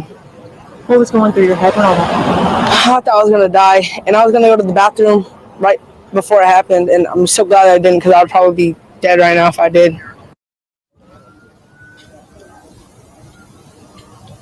We've talked with other students who heard the gunshots as well. One told me that she didn't feel like it was real until officers kept telling them, unlock the door, we need to get you out. And she said when those officers got in, they told them to run outside. She said that's when it hit her that something was seriously wrong at the school. Now I want to step aside so you can see what that school looks like now. Still a very heavy police presence, and not just from here in the local county, but the GBI telling us is not only local but also state and federal. We have seen GBI, we have seen FBI as well, and we have seen sheriffs and police from counties all across Georgia. Now we have a ton of law enforcement, but even more parents and loved ones waiting to reunite with their students. We can see them coming out of the school still. Now, for some perspective on that, a lot of the students were taken out to the football field. One neighbor told me she was helping out her friend trying to get to their child faster, and said that child was in the classroom across from where one of the classrooms a shooting happened. She said that child was actually kept on the football field by the GBI for a couple of hours as they were waiting to get questioned as the investigation continues. So that's why even hours after all this has happened, we're still seeing students kind of slowly but surely coming out here again. This is still a very active scene at the high school as we are watching some of these parents finally reunite with their loved ones after a very, very heavy day here in the county. Guys. Our Molly Oak live for us as she continues to speak with students out there. Just heartbreaking hearing from some of those students. That one young man saying, I thought I was going to die. And I think, that's what you hear when you hear gunshots. You wonder how serious this is. You wonder if that person is going to come to your classroom. It is very real. It is very raw. And just glad that some of these students are able to tell that story. I know they certainly are. Especially to hear that young man say that he was about to go to the restroom and that he is so glad that he did not. That is not a situation or a thought that any parent or any loved one wants to imagine their child having to have thought that through. Because you wonder, would you have been in the line of fire? Yeah. Because when you think about this many victims, 4 dead, 9 hospitalized, perhaps even more injured, you wonder if I had been in the line of fire, would I be among that number? And that is what some of these students are thinking. One of those students also told Molly that they didn't think this was real. They thought, hey, this may just be a drill, until they heard law enforcement banging on the door saying, get out, run for your life. And that's what so many students did. And that is something that these students, I've been saying, will live with for the rest of their lives. This is going to be something that they have to work through. But fortunately, we have already seen so many things coming together with the community, so many different law enforcement and first responder partners coming forward to help with this situation. We've seen neighbors rushing to the school in the stead of family members who couldn't get there to check on children for their neighbors. We also know that for those of you who are hoping for an opportunity to show your love and support, we know that there will be a Winder Community Vigil that is taking place tonight at Jug Tavern Park at 7 p.m. That's at 113 East Athens Street in Winder. So I'm going to say that information for you once again, in case you want to grab a pen and write this down. There is a Winder Community Vigil taking place, and this is going to be at Jug Tavern Park at 7 p.m. This is at 113 East Athens Street in Winder, and that is where that community vigil will take place tonight at 7 p.m. So people can go out there and offer their support to the community, and also pay respects to those who have unfortunately have lost their lives in this situation. The GBI confirming 4 people are dead tonight. And I'd assume that vigil will be packed with people in this community. This is not a tiny community, but it's a relatively small community where you would assume that people know someone at that high school. They have a loved one, they have a friend, someone that they know affiliated with this high school. And so it just affected so many people. So again, that visual happening tonight. And we are coming up right on the 3 o'clock hour where we expect within the next hour to hear from the sheriff in Winder to get another update. During his last update a short time ago, he did confirm that there were injuries, there were fatalities, but did not give any specific numbers. Also saying that the suspect is in custody, but not saying much about who that suspect is or any perhaps potential motive behind this today. All right. Our Caitlin Ross is joining us now out here. And Caitlin, you say you spoke with a parent about what their experience was as they were learning more and more about the shooting. And waiting to get all of the information they could. That's what's so scary about this. These first calls came in. Parents are rushing to the school, trying to get any information we can. This one father I spoke to says he was at the school by 10:30, rushed in, was able to get his daughter immediately, but says from then on, it was panic. It was chaos. People were trying to get accurate information. That's what we have been doing all afternoon, is making sure that all of the information that we're bringing to you is accurate, that we have it sourced, that we have it confirmed, because he says there were so many rumors flying. It was hard to keep track of where it happened, who it happened to, when it happened. He says all of the parents and students were corralled out onto the football field. He says it was hot. People were sobbing. Kids couldn't get water or food. He says their backpacks, their phones, their car keys were all still inside the school, so they couldn't leave. They couldn't call their parents. He says that he was going around trying to get kids in touch with their parents so they knew where to reunite with everyone.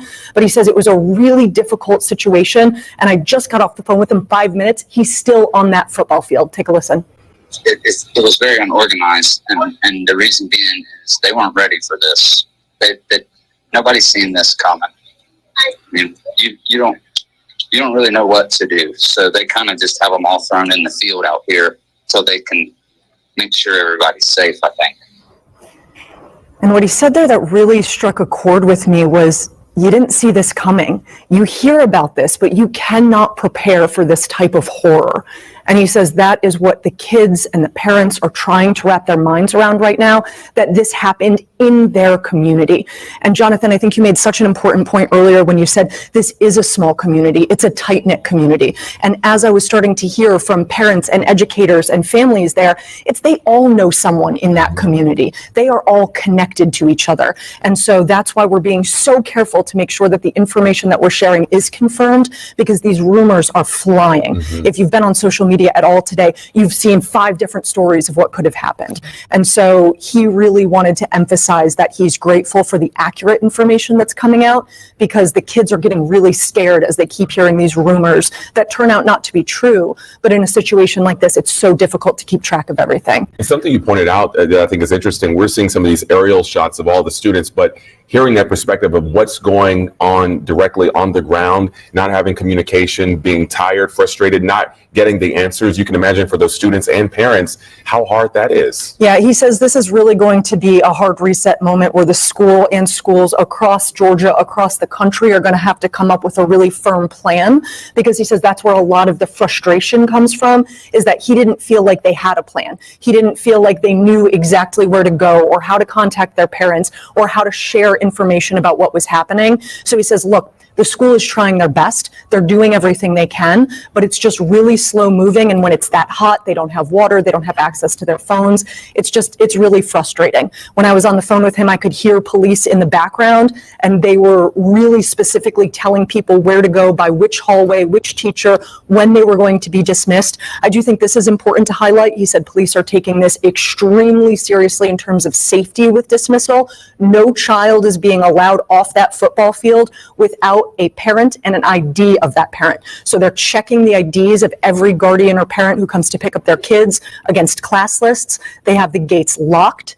And until you've shown an ID and you can prove who you are, police are not allowing those students to leave with anyone. So they are really locking down the safety there. And Caitlin, as you're talking about that process for the reunification, we now have a live image again of what is taking place out there on that Appalachian High School football field.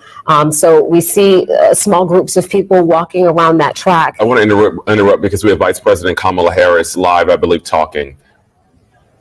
Their families, of course, and we are grateful to the first responders and the law enforcement that were on the scene. But this is just a senseless tragedy on top of so many senseless tragedies. And it's just outrageous that every day in our country, in the United States of America, that parents have to send their children to school worried about whether or not their child will come home alive. It's senseless. It is, we've got to stop it. And we have to end this epidemic of gun violence in our country once and for all.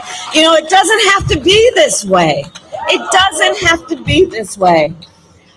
So we will continue, of course, to send our prayers and our thoughts to the families and all those who were affected, including, you know, I'm going off script right now, but listen, I mean, you know, at the last year, I started a college tour. And I traveled our country meeting with our young leaders, right? And so it was college-age young leaders. So I did trade schools, colleges, universities, community colleges. By the way, I love Gen Z. I just love Gen Z. Right? But I'll tell you, one of the things that I asked every time I went to the auditorium, and it would be filled with these young leaders, students, and I'd ask them, raise your hand if at any point between kindergarten and 12th grade you had to endure an active shooter drill. And for the young leaders who are here who are raising their hand, I'm telling you, every time the auditorium was packed and almost every hand went up. You know, a lot of us, I'll speak about myself, you know, we had, well, I grew up in California, earthquake drills, we had fire drills, but our kids are sitting in a classroom where they should be fulfilling their God-given potential, and some part of their big, beautiful brain is concerned about a shooter busting through the door of the classroom. It does not have to be this way. It does not have to be this way. And, you know, this is one of the many issues that's at stake in this election. So New Hampshire, we have 62 days to go. 62 days to go. And I'm going to tell you what you already know. This race is going to be tight until the very end. So please, let's not pay too much attention to the polls, because we are running as the underdog. We know what they're capable of. All right, you were just listening there live to Vice President Kamala Harris during a rally in New Hampshire, addressing what unfolded today, calling it an outrageous tragedy and emphasizing, she said, it doesn't have to be this way. All right, we want to get back to Caitlin Ross, who is with us, because Caitlin, you were describing what parents will have to do in order to be reunified with their students out of Appalachian High School. And right now, we're taking a live look at the high school, at that football field where we know students were placed and taken following the shooting. They said they wanted to make sure that security was as tight as it possibly could be. They had the students broken up into hallways that they were in when that shooting happened, and that's how they were trying to start organizing that dismissal. They needed to have a parent and an ID before they were allowed outside of those gates. So the gates were locked and police officers were checking every single ID of every single parent before a student was allowed to go. The frustration that this dad was telling me, though, was that a lot of the students couldn't get in touch with their parents because they fled the school so quickly. Their cell phones were still in their backpacks. If they had a car there, their car keys were still in their lockers. So they weren't able to leave, even though they were safely evacuated outside the building. He said he was always also really frustrated that it didn't seem like the school had a plan to keep these kids safe once they were outside on the field, that they didn't have water, they didn't have food. He told me he saw people passing out from the heat. So he says they were evacuated safely, but then after they were on that football field, it didn't seem like there was a plan to care for those kids then. He says he understands that they didn't have a plan, because you can't plan for something like this. It's so horrible. It is so unimaginable that when it does happen, the people on the ground are doing the best they can. But what you heard him say was that was not enough, that this was chaotic, that kids were sobbing, they were passing out, and they weren't able to reach their guardians. So he had a lot of frustration there about what was happening and how the school was handling the dismissal.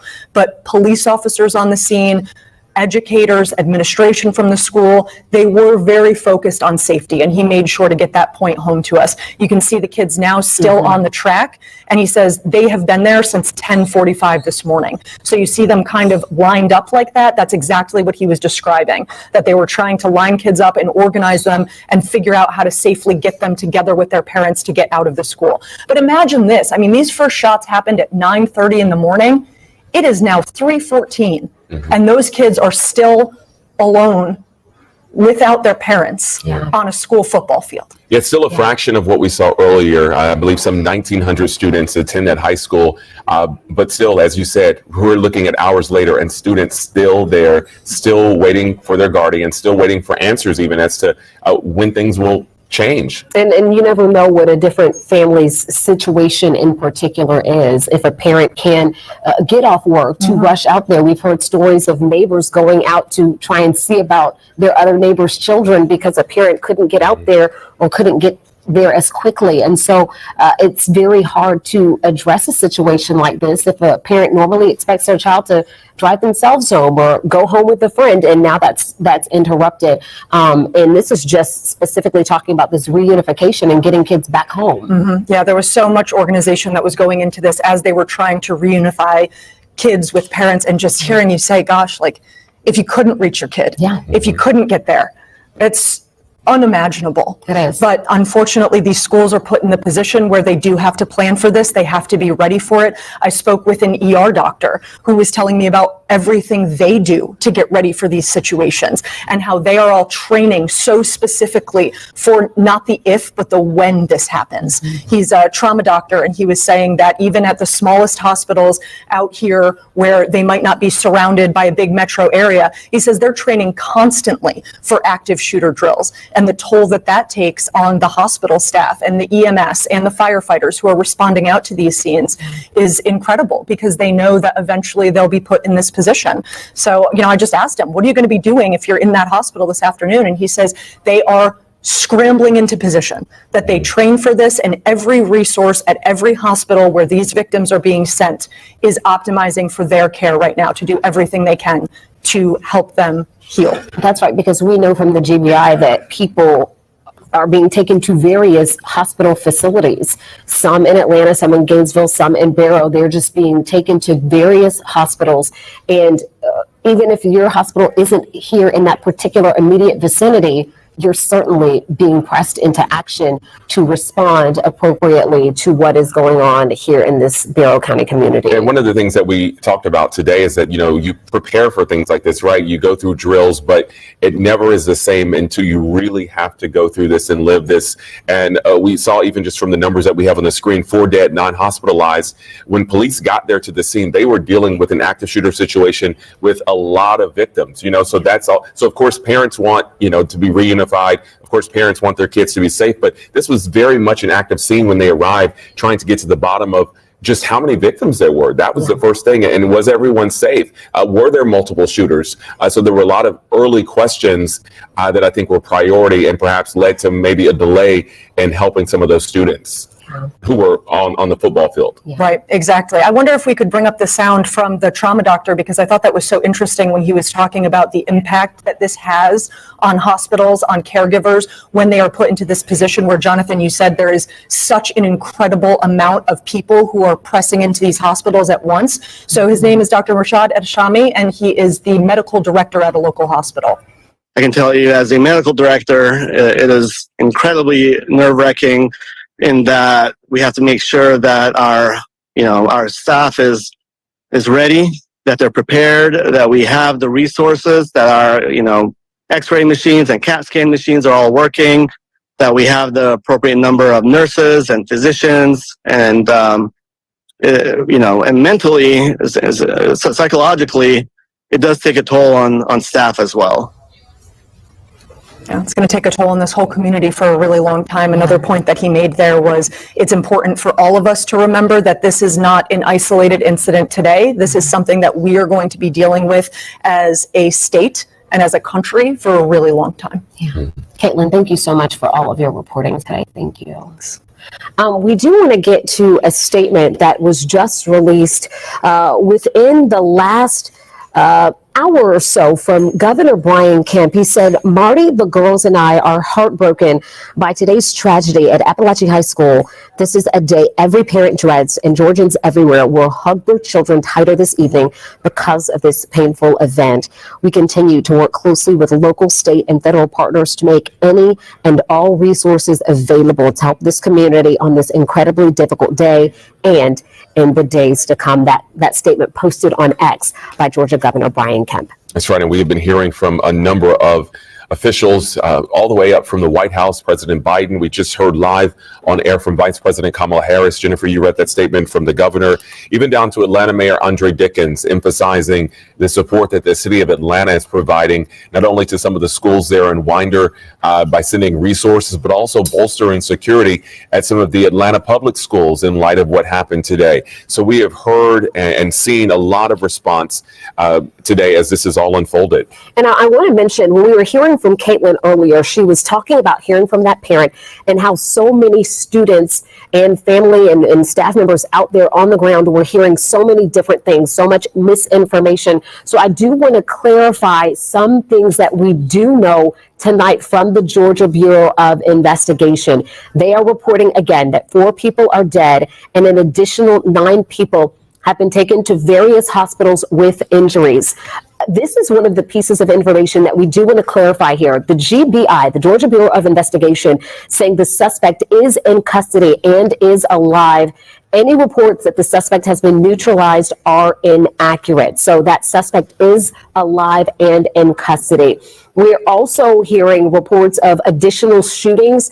The GBI says that is false. Any reports of any additional shootings at nearby schools are false. So that is the verified information from the Georgia Bureau of Investigation. The suspect is in custody and alive, and there have been no additional nearby shootings as a result of what we have seen unfold at Appalachian High School. Good to have that information confirmed. All afternoon, really within the last couple hours, we have been hearing from students who were inside the school, some telling us they were in the 10th grade hallway when they heard the gunfire erupt, some of them telling us they had to run into the corner, turn off the lights, others saying that they heard law enforcement banging on the classroom door, telling them to go and run. All right, so we want to bring in our Cody Alcorn now. And Cody, you have been speaking with some folks out there who have connections to people and students out there on the ground. That's right. I mean, this morning started out as a typical morning at this high school, one of several in that community. I actually was woken up out of my sleep by my partner who said, hey, do you know our friend Sarita? Her son goes to that school. We need to get in touch with her.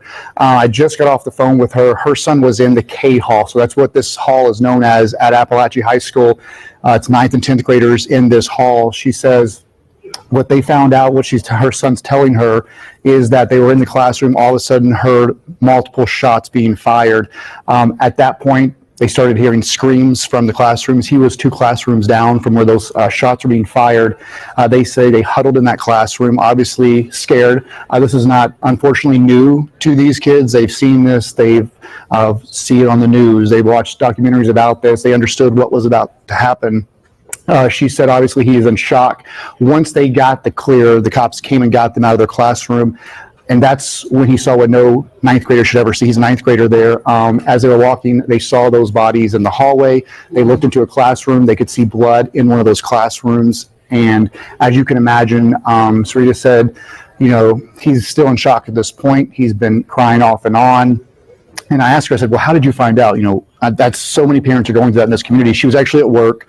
A colleague of hers got a text and said, hey, there's been a shooting from her kid. And just want to tell you I love you. Obviously, these kids did not know if they were going to be shot, what was going to happen inside the school. Sarita said immediately they just jumped in the car and started driving to Appalachian High School. She said they were, in fact, one of the first 50 people getting to that school. She said on the way there, they did get in touch, at least with her son. You know, he was hysterical, but said, "Mom, I'm okay, but this is what's happened. There's been a shooting." And she said it took about an hour to get to him. Obviously, every parent wanted to get to their kid and just put their hands on their child. But she said it was about 3 more hours until they could get out of that football field. You know, she was there among these parents and students. And I think now it's the shock, and I think it's setting in that this happened in our community. You know, I was telling the newsroom a while ago, I was just up there talking to Sheriff Judge Smith. You know, he graduated from the nearby high school at 8 miles from there. He's from that community. And I think the context of this is the fact that when they got that word, shots being fired inside Appalachia High School, many of those men and women responding there either had children there, they know a family member there, they have those students that are there. And the whole time driving there, they knew what was about to happen. And I think, you know, those 911 dispatchers, I think we forget about them.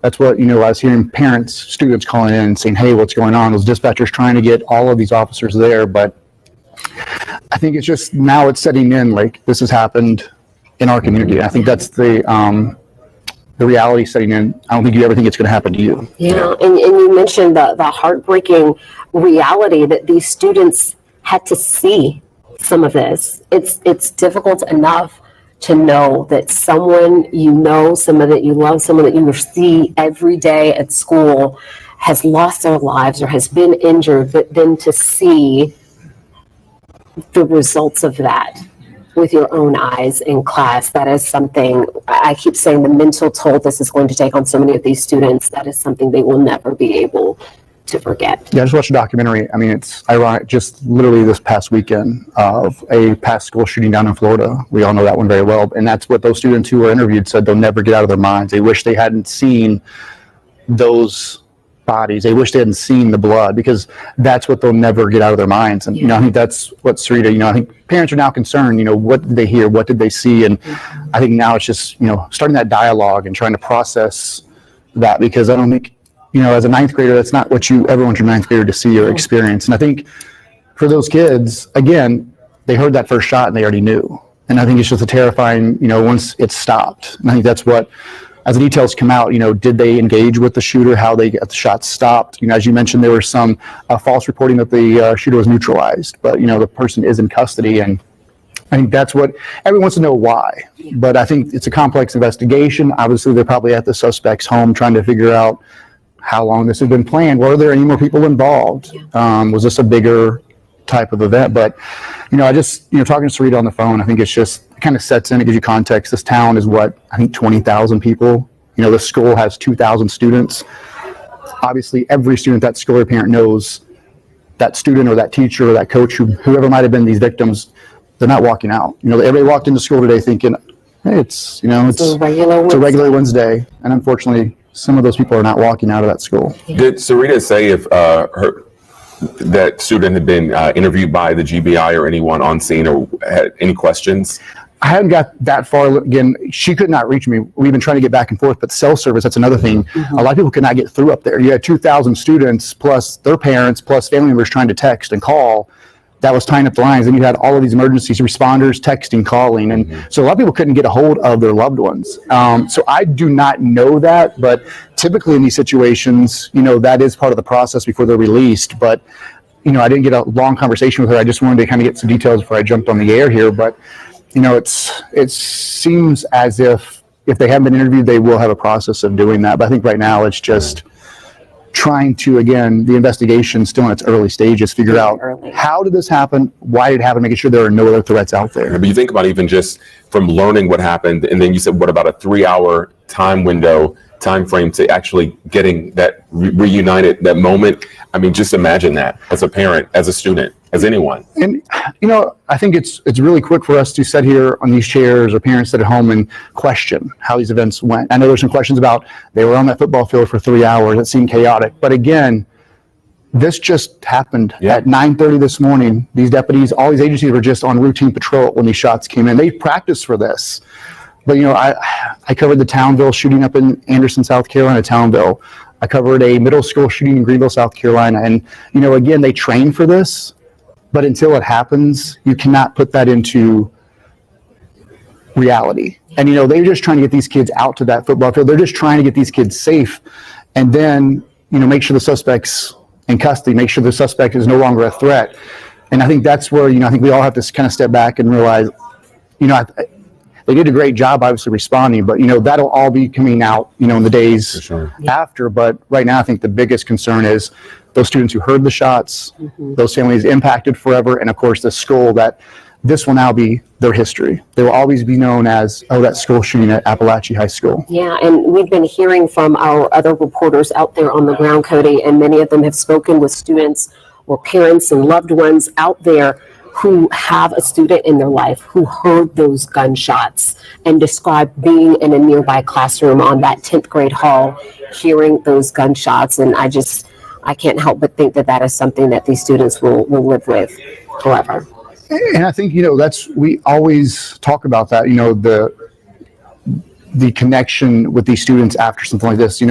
Right now, everything is so decisive across this country. I think this is a time when this community needs to know we're all wrapping our arms around them. I think at this point, all of that needs to stop. I think this tragedy, again, for context, this town's 20,000 people. This is a small community. Everybody knows everybody, and this will forever change the history of this town, this school, and this district. And again, I think you've got to realize and think about, again, the first responders. I mentioned the 911 dispatchers. Could you imagine sitting there this morning, those 911 dispatchers, obviously moms themselves, they know someone at that school, they know a student, getting those calls, help us. There's a shooter. I'm sure those calls will be released in the coming weeks. We'll hear those, and all they can do is send every possible resource to try to get that person to stop. And then, everybody hangs up with them, and they kind of have to watch us. They have to listen in on what happens next. And I think that's when we all sit back and talk about, I think you have to, take all of that into context and perspective, because it's more than just those folks at that Appalachia High School. It's that entire community. And you speaking about the community, I do want to remind everyone, we've been telling you a couple times here that there is a Winder community vigil that is scheduled for 7 p.m. tonight. We know that when something like this happens, so many people are looking for what they can do to help anyone, to show their support. So there is a community vigil taking place at Jug Tavern Park at 7 p.m. That's at 113 East Athens Street in Winder, Georgia. 113 East Athens Street in Winder, Georgia, Jug Tavern Park at 7 p.m. And Jonathan, we're sure that this will be very well attended with a lot of people who just want to wrap their arms around this community. And one thing, I think the big question a lot of people are asking, I'm sure, you guys have asked too, about the suspect. Yeah. And I think a lot of people are looking at us like, who is this person? There's obviously reports out there, but, the thing is, within just a few hours after this, they're already likely at the suspect's home. They have them identified, but there's a lot of things they have to kind of confirm before we put it out there. Because once you put that out there, there's no taking that back. Yes. And, it's not, I think there's a lot of things they have to look into, the suspect's family. They didn't ask for this. So I think there's a lot of things, they want to make sure before they come out and identify this person, they have all those facts out there before we put it out into the public, and you can never retract that. That's exactly what we heard from the sheriff. He's saying, look, I know the media wants details. I know the community wants all these details, but he's saying that we're just not ready to release that yet. We do expect to hear from the sheriff in that area around 4 o'clock this afternoon. He told us he would try to give us an update then. So if we do get that update, we'll bring that to you both here and online as well. And that's in just about a half an hour or so. We'll bring that to you on air, online, and in our 11 Alive news app, because we know so many people are waiting for those updates. We know there's so many questions right now about what exactly happened, how it happened, why it happened. And that is something that we will likely have to wait some days, weeks, and months in some cases to learn that information. But of course, we'll continue to work on this and bring it to you as soon as we get it. Right now, what we can tell you is that the GBI has confirmed that 4 people have been killed, 9 people hospitalized in various hospitals across our region. We know at least 1 person with a gunshot wound was taken to Grady Hospital, and we also know that 1 person each taken to Northeast Health System's Barrow and Gainesville facilities. So we know that is at least some of the locations where some of these victims have been taken. We're working to gather more information on where other victims have been taken and what their conditions are right now. We're also working to learn more about who the people were who lost their lives, as well as this suspect. But again, that is information that we are waiting to be confirmed from the GBI, from the Barrow County Sheriff's Office. And we'll, of course, keep you updated as we learn more, hopefully within the next half hour or so from that Sheriff's news conference. And you mentioned, who the suspect is. The big question, too, is if some of the reports are out there that this suspect is a teenager, a juvenile, then the question is, how do they get the weapon? You know, where did the weapon come from? Who knew about this? And I think there's a lot of those questions. Social media, you know, there's a lot of things out there before you post anything or you report it. You know, you got to make sure it's accurate, because a lot of times we see a lot of false things being put out there in these cases. But I think that's another big question, because there have been some sources out there saying this is a teenager, a juvenile. We don't know if that student or that juvenile went to this school. And again, if that is in fact true, how did this kid get the gun? And, you know, we can ask why, but I mean, you know, it goes to show you it can happen anywhere. And at this point, you know, it's not always important at this moment, but I think there are a lot of questions that have to be answered for that community, for those parents too, and especially for the victims who, as you know, they're going to want answers to, you know, they sent their kids to school this morning. And their loved ones. They're supposed We to be also safe. know that educators are out there, staff members, support staff are also a piece of this, a very big piece of this. And again, we are working to learn more about who exactly was involved in this situation, especially when it comes to those who lost their lives on a normal day. And I did ask Rita about that. You know, there's all reports out there. We've seen sourcing, and you know, she even told me, like, that her son said it's not just students. There are faculty members. Not sure exactly, you know, their role at the school, but it's not just students who were shot. There are faculty members among the victims inside that school. And again, I think it's hard to wrap your head around, especially it's the small communities that will forever be impacted. And again, also those first responders, you see all this response here. You know, you saw Gwinnett County Sheriff's Office, Gwinnett County Police, state troopers. I mean, basically anybody that was within driving distance, they heard that call go out, because a lot of times dispatch does not have to dispatch those individuals. They hear that call. No one has to tell them to go. You know, those agencies went there. And again, every single, hundreds of them knew driving there.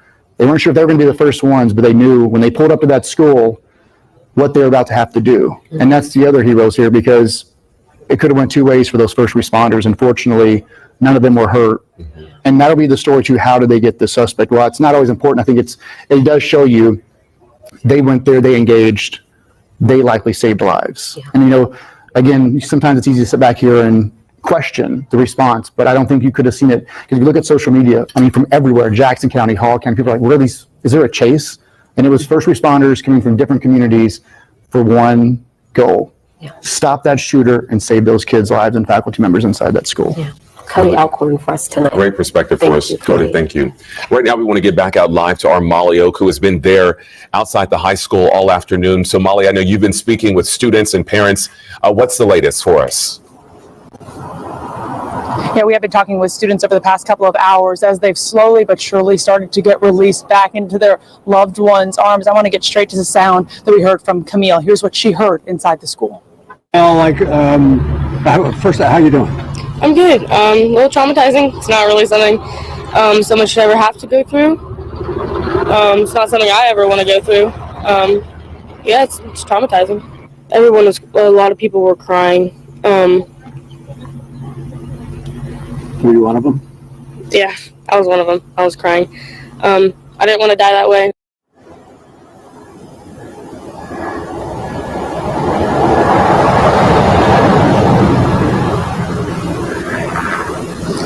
You heard her say, I didn't want to die that way. I also talked with a student who was in 10th grade who said, I thought I was going to die. I was about to walk out of my classroom just moments before to go to the bathroom. It's that scary thought that's starting to set in with students now, hours later. One girl said she heard the gunshots, but it didn't even hit her that something was happening until law enforcement came in and told them to run outside. That's the feeling here. Now I want to step aside because we are right across from the school so you can get a look at what it's feeling like and what it looks like out here. Still a really heavy law enforcement presence. Now we are getting some news from CNN. They are reporting that Appalachia High School did receive a phone call this morning that warned about shootings. CNN is saying officials are telling them that. They're saying that this high school, Appalachia High School, got an earlier phone threat. That's according to multiple law enforcement officials, all coming from CNN. Now, again, we've been talking with students who heard those gunshots. We've been talking with loved ones who are waiting to hear from their students. I heard Cody mention this earlier, but something to keep in mind out here, not only with the mass amount of law enforcement and parents and loved ones and students, is that these parents and loved ones are trying to get connected back to their students. Signal out here is rough. Texts are not going through. Phone calls are barely going through. So that's just adding to an already heightened stress environment when you're talking about something so harrowing, so awful happening going on. You, one, can't get to your student, you can't get to your child, you can't get to your grandchild, you can't get to your friend's child just to see if they're okay, and you're not even being able to hear from them either because those texts and phone calls aren't going through. Some of the students also telling me that they didn't have their phones on them at the school, or when law enforcement came in, they had to leave their phones behind or weren't able to grab their phones. So they're telling their parents there's a shooter, but then they're not able to text them again because they left their phone in the classroom when they had to get out. Now, once students were moved out of the school, they were moved to the football field. Parents were telling me that. I talked with a neighbor who came out to check on her friend's child. You talk about the community feel out here. That neighbor heard from her friend. The friend was saying, there's a shooting at my kid's school. I'm an hour away. How quickly can you get there? That neighbor dropped everything she was doing to get to that student. She was not able to pick that student up, but she was able to go up to him, check on him, give him a hug, make sure he was okay. She was telling me that he was actually with the principal when the shots first started firing, and she said that the principal told him to run and not look back. Can you imagine hearing that as a child? Because just hearing it as a reporter talking to these folks has been incredibly emotional. I cannot tell you the amount of hugs I have shared with people off camera when they're walking by us. We're just asking them, is your loved one okay? Is everything good? And they're either saying, yes, thank God, or I just got to speak with them, or I just got to hug them. And it is emotional out here, guys. There's this feeling of community, of everyone just wanting to help, because it was hard to get down here. Now, the road has opened up a bit since we've been down here for hours now, but when we first got here, you had to park and walk. That one neighbor telling me that she parked and walked 2.5 miles just to try to get as close as possible to lay some hands on these kids. Because you think about it, it's one thing to get a text from your child or from your grandchild or from a loved one saying, there's a shooter, I'm okay. It's a totally different thing to physically see your child, to physically get to hug them. Now, when we talk about the kids being out on the football field, you've seen that they're still coming out from the football field. It's been taking hours.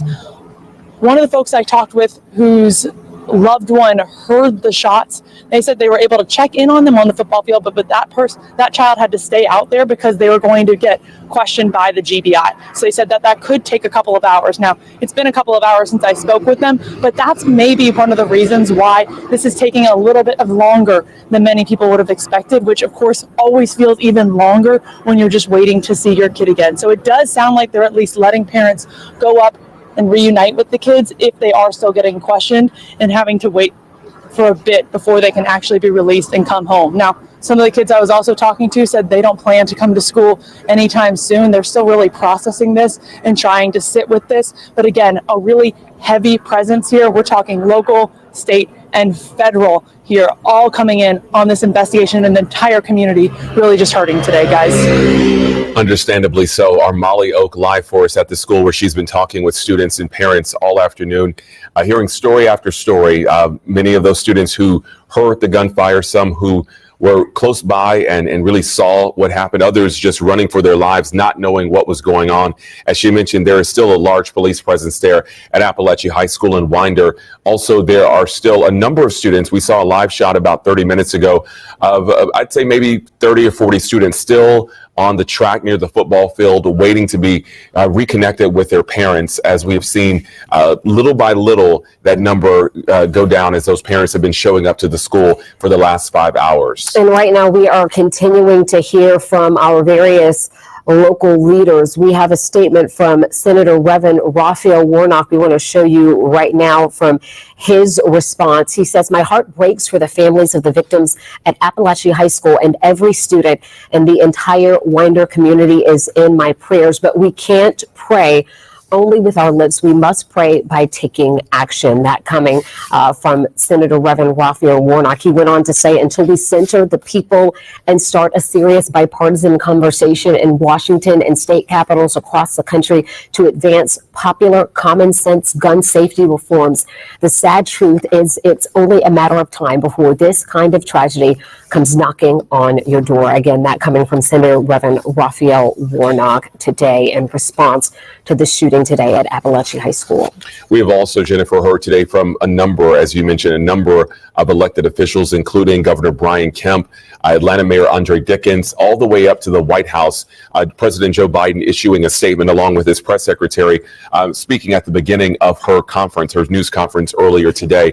A lot of statements, a lot of prayers, a lot of support, but a lot of people saying we got to do more than that to prevent something like this from happening again. As you're taking a look at some video from earlier today, shortly after this all unfolded, around 9:30 this morning, when the first calls came in to police about shots being fired there at the high school, shortly thereafter, police responded and were able to engage with the shooter, the suspect, who we understand is now in police custody. All right, we want to get now to Dr. Cedric Alexander. He's the former DeKalb County Public Safety Chief. Dr. Alexander, can you hear us?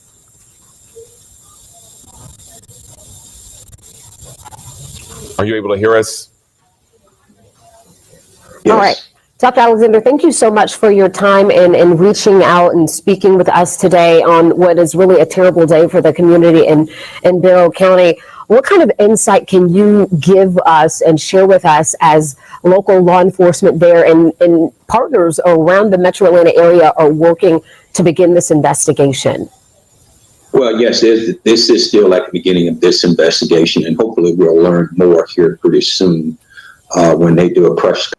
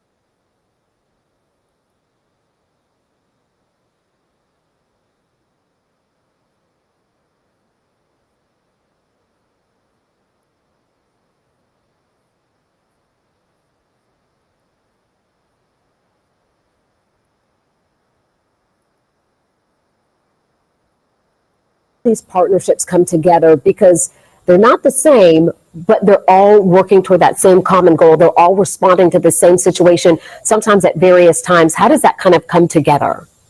Well, if it happens in any jurisdiction, certainly that local agency has control or command of that incident and that scene. Subsequent help that comes from the state and the federal government is very important help, and particularly from neighboring agencies as well, too. You may need more police officers in order to set up a perimeter, or you may have to join your SWAT teams together, depending on what the mission may be at that particular time. You may have to have additional EMS units available. So if there are casualties or injuries, you're able to extract them and get them the medical attention they need as quickly as possible. But all these agencies serve a very important role in supporting each other. And of course, federal partners, whether the ATF, the FBI, whomever, play a significant role with these resources that they have available to them, that they make available to all local agencies across the country when they're involved in these type of incidents. Dr. Alexander, we appreciate your time. I'm going to let you go, but one final question. Is there anything that you think families and members of this Barrow County community should keep in mind or remember tonight? Well, let's all keep each other in our prayers, and certainly keep that community in our prayers. It's going to be a long recovery for that community, as it will be for the rest of us. But let's keep them all in our prayers. Let's move forward, and let's also make sure, and I would encourage them to make sure to reach out to their elected officials, because more needs to be done around the accessibility of weapons in our communities across this country. Thank you for having me. Dr. Cedric Alexander, thank you so much for your perspective and your time today. Thank you. Right now, you're taking a look again at some video from earlier today over the scene there at Appalachian High School shortly after this happened. This is a look at the sheer number of students who were there earlier this morning. This was around 10:30 or so. Some 1,900 students at the high school all shifted there to the football field, waiting to be reconnected with their parents.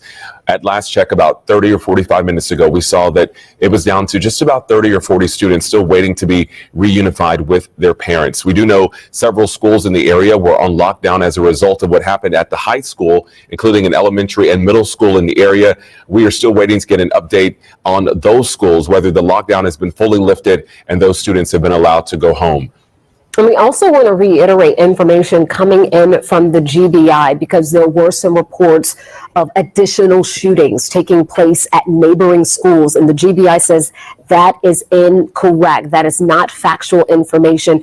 We understand right now that there is a lot of misinformation out there, a lot of folks not knowing what to believe. But we do know from the GBI tonight that reports of additional shootings following this one at Appalachian High School are incorrect. We also know it's incorrect that the shooter has been neutralized. We have been told by the GBI that the suspect is in custody and that person is alive. So that's some new information, or rather some confirmed information that we have from the Georgia Bureau of Investigation, as people are continuing to look for any other sort of information that they can get tonight. And hopefully in about 10 minutes or so, we will get more information from the Barrow County Sheriff's Office. They told us when they spoke earlier that perhaps around 4 o'clock we might get some new details. We may have an opportunity to ask questions. And so we are standing by for that, and we will bring it to you live on air and online at 11alive.com and inside our 11 Alive News app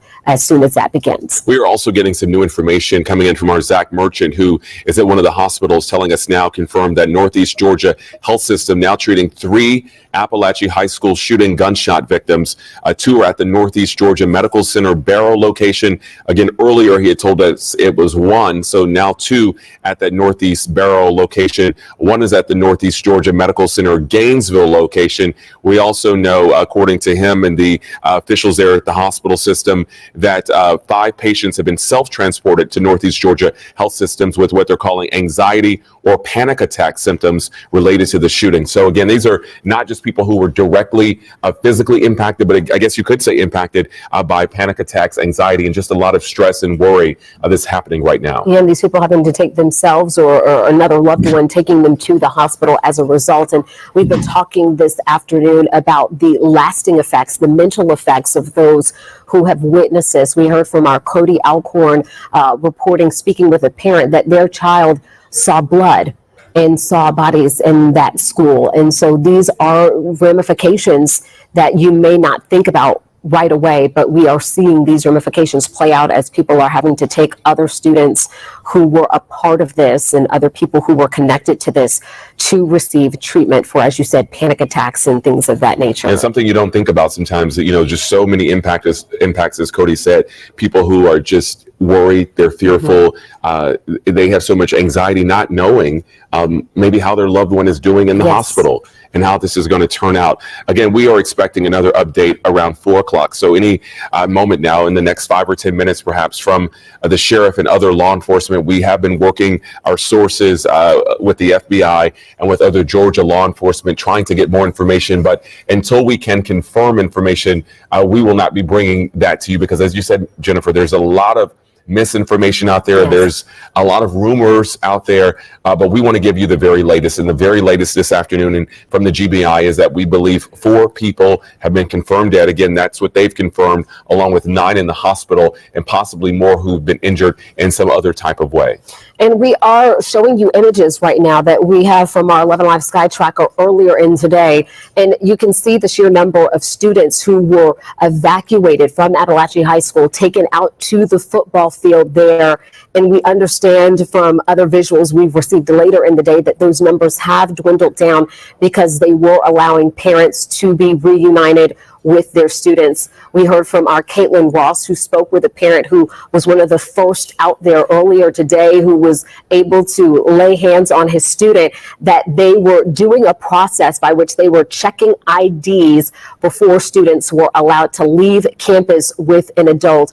We've also heard from our other reporters, including Molly Oak and Doug Richards out there on the ground, that parents were parking and walking miles to try to get to the school just to see if their child was okay. So a lot of parents out there going to great lengths to check on their children and make sure they were all right after getting those initial reports from their students that something bad was going on today. As our Cody Alcorn also joined us a short time ago, he pointed out that this could take days to get to the bottom of some of these answers. Of course, there's the initial investigation, right? What happened, when it happened. But then again, if this was a young person, if this was a student perhaps, or someone affiliated with the school, how did they get a gun? How did they get, in this situation? Those are answers we may not have for some time now.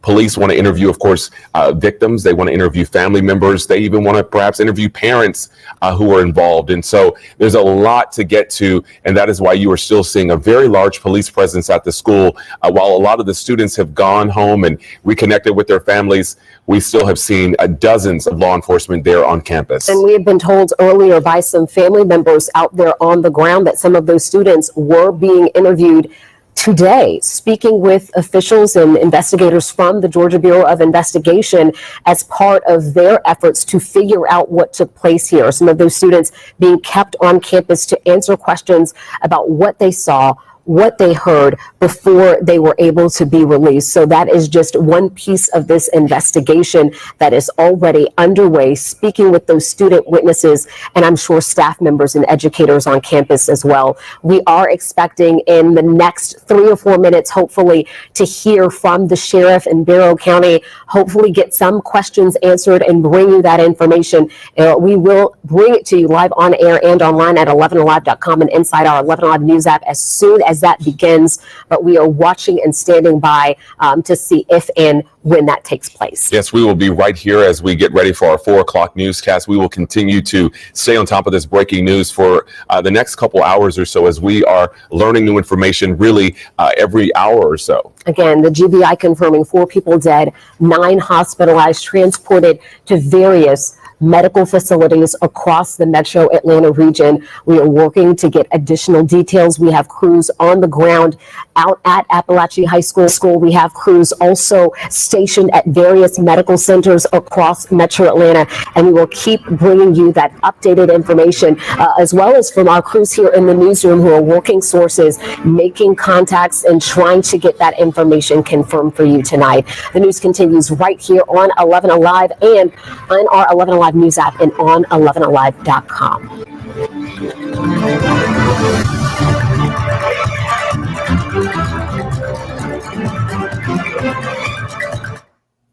And we explain how you may unknowingly slow down firefighters by limiting access to fit them all in. You need a team with the experience, knowledge, and results it takes to win for you. That's the Strong Arm.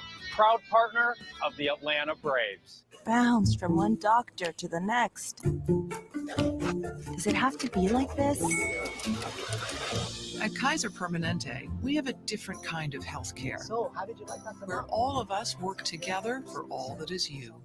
Introducing Zaxby's new chicken finger tacos. One with pico and creamy chipotle ranch, and the other with bacon and avocado ranch. Chicken experts since 1990. Taco experts since now. Woo, saucy! Zaxby's. It's your thing. Do what you wanna do. I can't tell you who to sock it to. It's your thing. Do what you wanna do. I can't tell you who to sock it to. If you want me to love you, oh, it's your thing. Do what you wanna do. I'm attorney John Foy. After you've been injured, you need a team with the experience, knowledge, and history of results it takes to win for you. That's the Strong Arm. Proud partner of the Atlanta Braves. Time and Temp, sponsored by Disney's The Lion King at the Fox Theater, October 2nd through 20th. 11 Alive News at 4 p.m. starts now. And we continue to follow breaking news at this hour at 4 o'clock. At least 4 people are dead after a mass shooting at Appalachia High School, according to the Georgia Bureau of Investigation. And here's what we know right now. An additional 9 people were taken to area hospitals with injuries, and the suspect is alive and still in custody. We have been covering this ever since reports of that shooting started coming in just after 9:30 today. That's right. So to give you an idea of where exactly this is happening, we're talking about Appalachia High School. This is in Barrow County, about 45 miles away from Atlanta, about an hour, depending on what the traffic is like.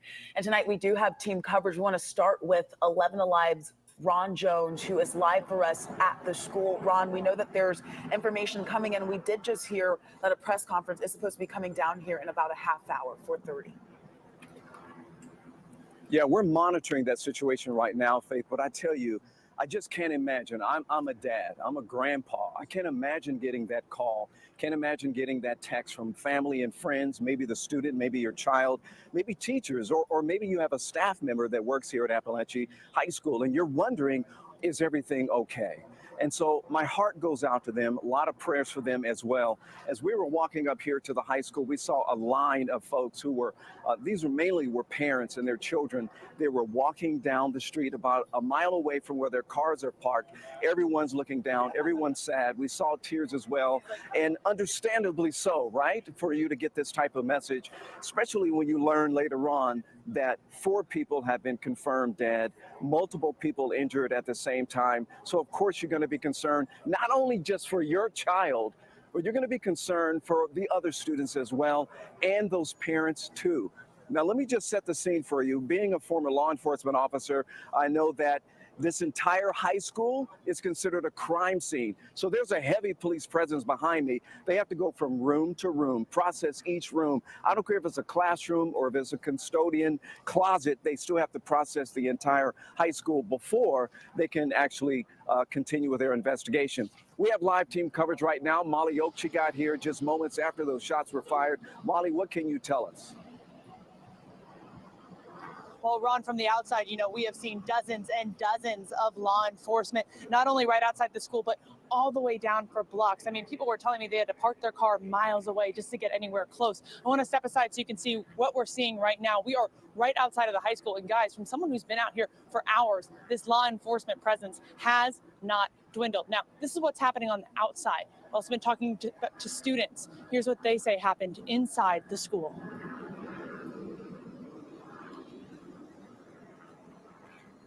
I heard like screaming and police officers like, get down, put your hands on your head. It was crazy. And then when they were clearing their building, like the rooms, because sometimes the shooters hide amongst the kids, they were clearing our room and they busted the door. And they had an AK at us, like telling us, put your hands in the air. It was really crazy. You just never know what's gonna happen. What was going through your head when all that happened? I thought I was gonna die, and I was gonna go to the bathroom right before it happened, and I'm so glad I didn't, because I would probably be dead right now if I did. There are so many questions still surrounding this, so many unanswered things that people are waiting to hear. Now, some of those questions that parents wanted to hear is just, is my kid okay? Can I take them home? Now, they're starting to get those answers now, but they're still asking me, how did this happen? Why did this happen? Who's behind this? Those are what we're still working to learn right now. The GBI did just confirm with me that there will be a press conference in about 30 minutes that should give us a lot more information. Ron. Okay, and we're going to be on top of that. By the way, I just can't imagine if you're 14, 15, 16, 17, 18 years old, and you have to see what you saw and hear what you heard as well. As we pointed out, there were some folks who were injured. Right now, we're going to go to Erica Murphy. She's live right now at Grady Hospital, where one person has been taken there. Erica. That's right, Ron. As the afternoon wears on, we're learning more and more details about this shooting at Appalachia High School. I'm here at Grady Hospital, where we know at least one of the victims from this high school shooting has been brought. Now, we do not know the condition or the extent of the injuries of the person who was brought here, but around 1:30, I did see more medevacs that landed here at Grady. Earlier, I saw 2 GBI agents pull up in gray Chevy Tahoes. I went over and I spoke with one of those agents who confirmed that they were there to see the victim who'd been brought here. Now, just before we went live, I would say maybe about 20 minutes before we went live, those 2 GBI agents that I spoke of earlier, they did leave the hospital, so I think they got what they needed from that victim. I did reach out to hospital officials to confirm if those 2 additional medevacs that I saw were bringing more victims from that shooting to the hospital. As soon as I get a response from them, of course, I will share that information with you. Back to you, Ron. All right, Erica, thanks a lot. By the way, Zach Merchant right now, he's at Northeast Georgia Medical Center, where another victim has been taken there. Zach, what can you tell us? Well, Ron, you're right. We are in the Winder location of the Northeast Georgia Medical Center. You can see it behind us. And just in the last roughly 45 minutes, we got an update from a hospital system spokesperson. This is what he tells us. There are now 2 gunshot victims from today's Appalachia High School shooting being treated here at the Northeast Georgia Medical Center Barrow location. That's up from 1 victim just a little while earlier today. The spokesperson says an additional 3rd victim is being treated at the Northeast Georgia Medical Center's Gainesville location.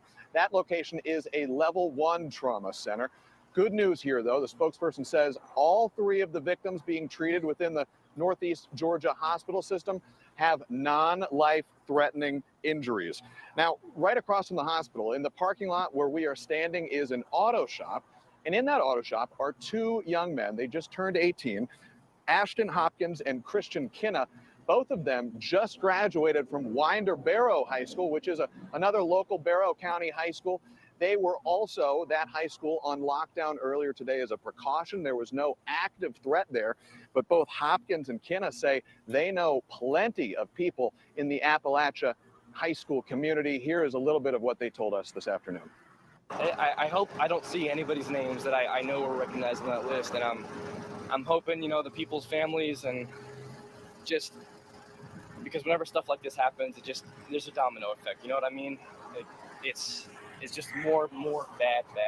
Because me personally, when stuff like this happens, it makes me scared for my own security, knowing that this could happen to just anybody at any time, no matter what. This just makes me scared for, number one, America's future. Number two, the general public at the moment. And you talk about just what a close-knit, small community this is. Christian says he's got a younger sister who is still at Winder Barrow High School. She was on lockdown herself today. Christian says she's all right, but it's hard to imagine just how scary, how terrible that situation would have been for her. And the hospital spokesperson, he says they're seeing the impacts of that as well. In addition to the 3 gunshot victims they're treating, he says the Northeast Georgia hospital system has seen 5 patients check themselves in with what he says are anxiety or panic attack related symptoms related to today's high school shooting. For now, we are live in Winder. Zach Merchant, 11 Alive News. All right, Zach, thanks a lot for the update there. I can't imagine going from 0 to 100, that stress level there, especially these young kids as well. So stand by, everyone. Our team is going to be standing by here. We're going to have an update from GBI at 4:30. They're going to have a press conference because we want to know who's behind the shooting, what is the motive for that shooting, and we'll bring you the very latest coming up here as soon as we can. Back to you guys in the studio. We are all waiting for those answers. Ron, before you go, I do want to ask you this. We're going on now 6 hours since those first calls came in about the shooting. We can see behind you a pretty significant police presence. Earlier today, it was just incredible, the amount of law enforcement there. Can you describe sort of the scene still there tonight? Are you still seeing parents, a lot of law enforcement? What's kind of going on around you? Well, you know, you can't see behind me, but we did see a train of parents who were walking down the street trying to make their way back to the car. But keep in mind, anytime you have an active shooter situation, you're not just going to have one agency that's going to show up. Barrow County is not just going to show up, but you're going to have multiple agencies that are going to show up. They're going to be, they call that mutual aid, where they're trying to help out the other agencies. And they've already had this plan in place. So as I pointed out at the top of the broadcast, there is an army of law enforcement behind me, and they have to process the entire high school, not just a section, not just where the shooting occurred, but interior part of that high school, the exterior part of the high school. And as Molly pointed out, law enforcement is going to be here for quite some time.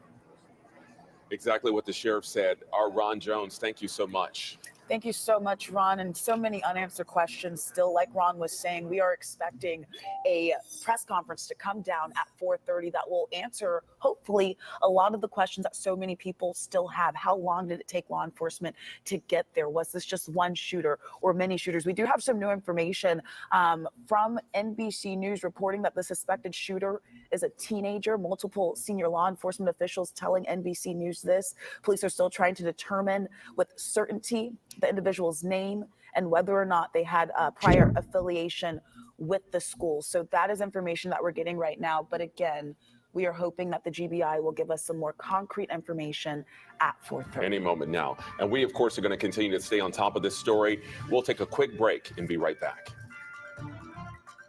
How does Care First Blue Cross Blue Shield build healthier communities? With accessibility. At DC Prep, we help students from DC's underserved communities achieve their dreams through access to strong academics and social-emotional education. So we need a healthcare partner who can be there for our teachers just as much as we are there for our students. Care First delivers high-quality care that's accessible, and they actively work with our staff so they can be at their best for those who need it most.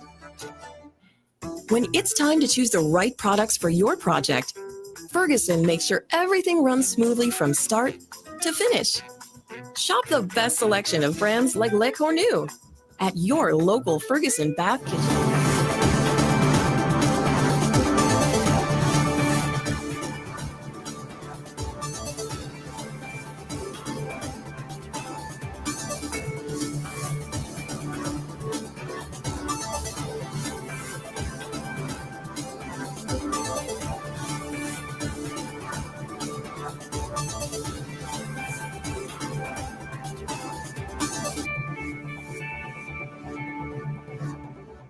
This is a WKYC Plus breaking news alert.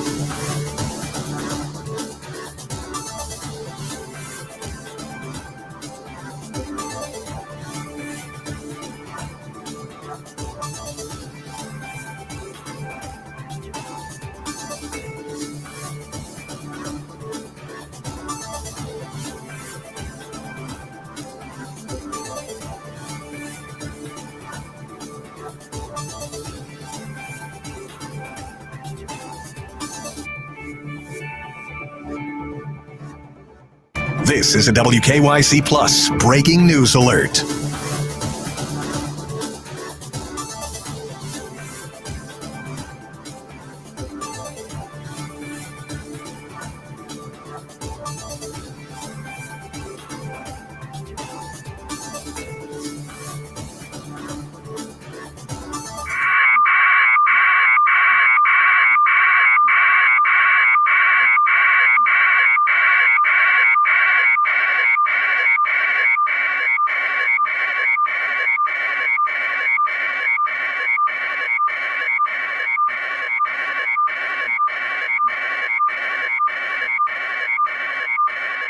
The mass shooting that happened today at a high school in Winder. This calls of shots fired coming in at 9:30, so we are over 6 hours now since this happened, and we have live team coverage for you. We've been covering this since it broke down.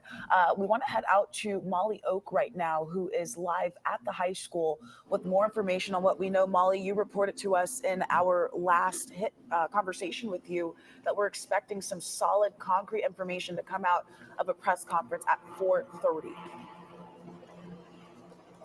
Yeah, guys, so just a few minutes away from that, I actually see that press conference getting set up just about a block down the road from me. As you can see, I'm in front of the high school. But Faith, I heard you talk about that it has been 6 hours, and I want everyone to really sit with that time for a little bit. From your child or loved one saying, there's a shooter, I'm hearing gunshots, and then nothing for hours. Now, you can see that even hours and hours later, it is still a heavy presence at this school. So even though the school went into a hard lockdown earlier this morning when those reports first came out, it has essentially been on a lockdown since then. Now, one thing to keep in mind that there are so many law enforcement folks out here. There are parents, there are students, there's media, to be honest. It is hard for any kind of text messages, phone calls to get through. So add that to the level of stress that parents and loved ones are feeling right now, just trying to get to their kids. Not to mention, you've got a shooter in the school. Now, kids that were inside were telling me once they heard the gunshots, after things had kind of calmed down a bit, law enforcement was coming in, directing them out into the football field. Now, parents were telling me that their students that actually heard or potentially saw something had to stay out on the field and be interviewed by the GBI. So while parents or loved ones, sometimes even neighbors, came to check on their friends' kids just because they were closer or able to get to the scene faster, they said those kids, they were able to talk with them, touch them, give them a hug at least, make sure that they are physically okay, maybe not mentally because of what they've been through, but then that those kids that either saw or heard something, these parents are telling me that the kids had to stay out on the football field while the GBI interviewed them. They said it could take a couple of hours. Now, you talk about the mass amount of law enforcement. I want to talk about the mass amount of parents that initially showed up. We have been on this scene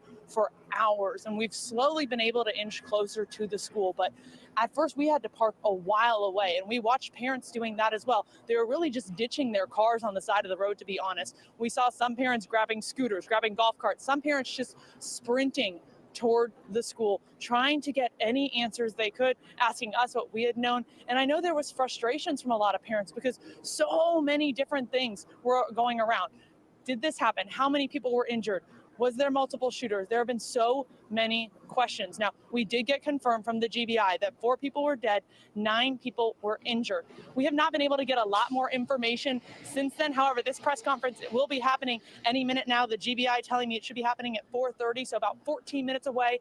We're expected to get a lot more concrete information on what happened here early this morning at the high school. Guys.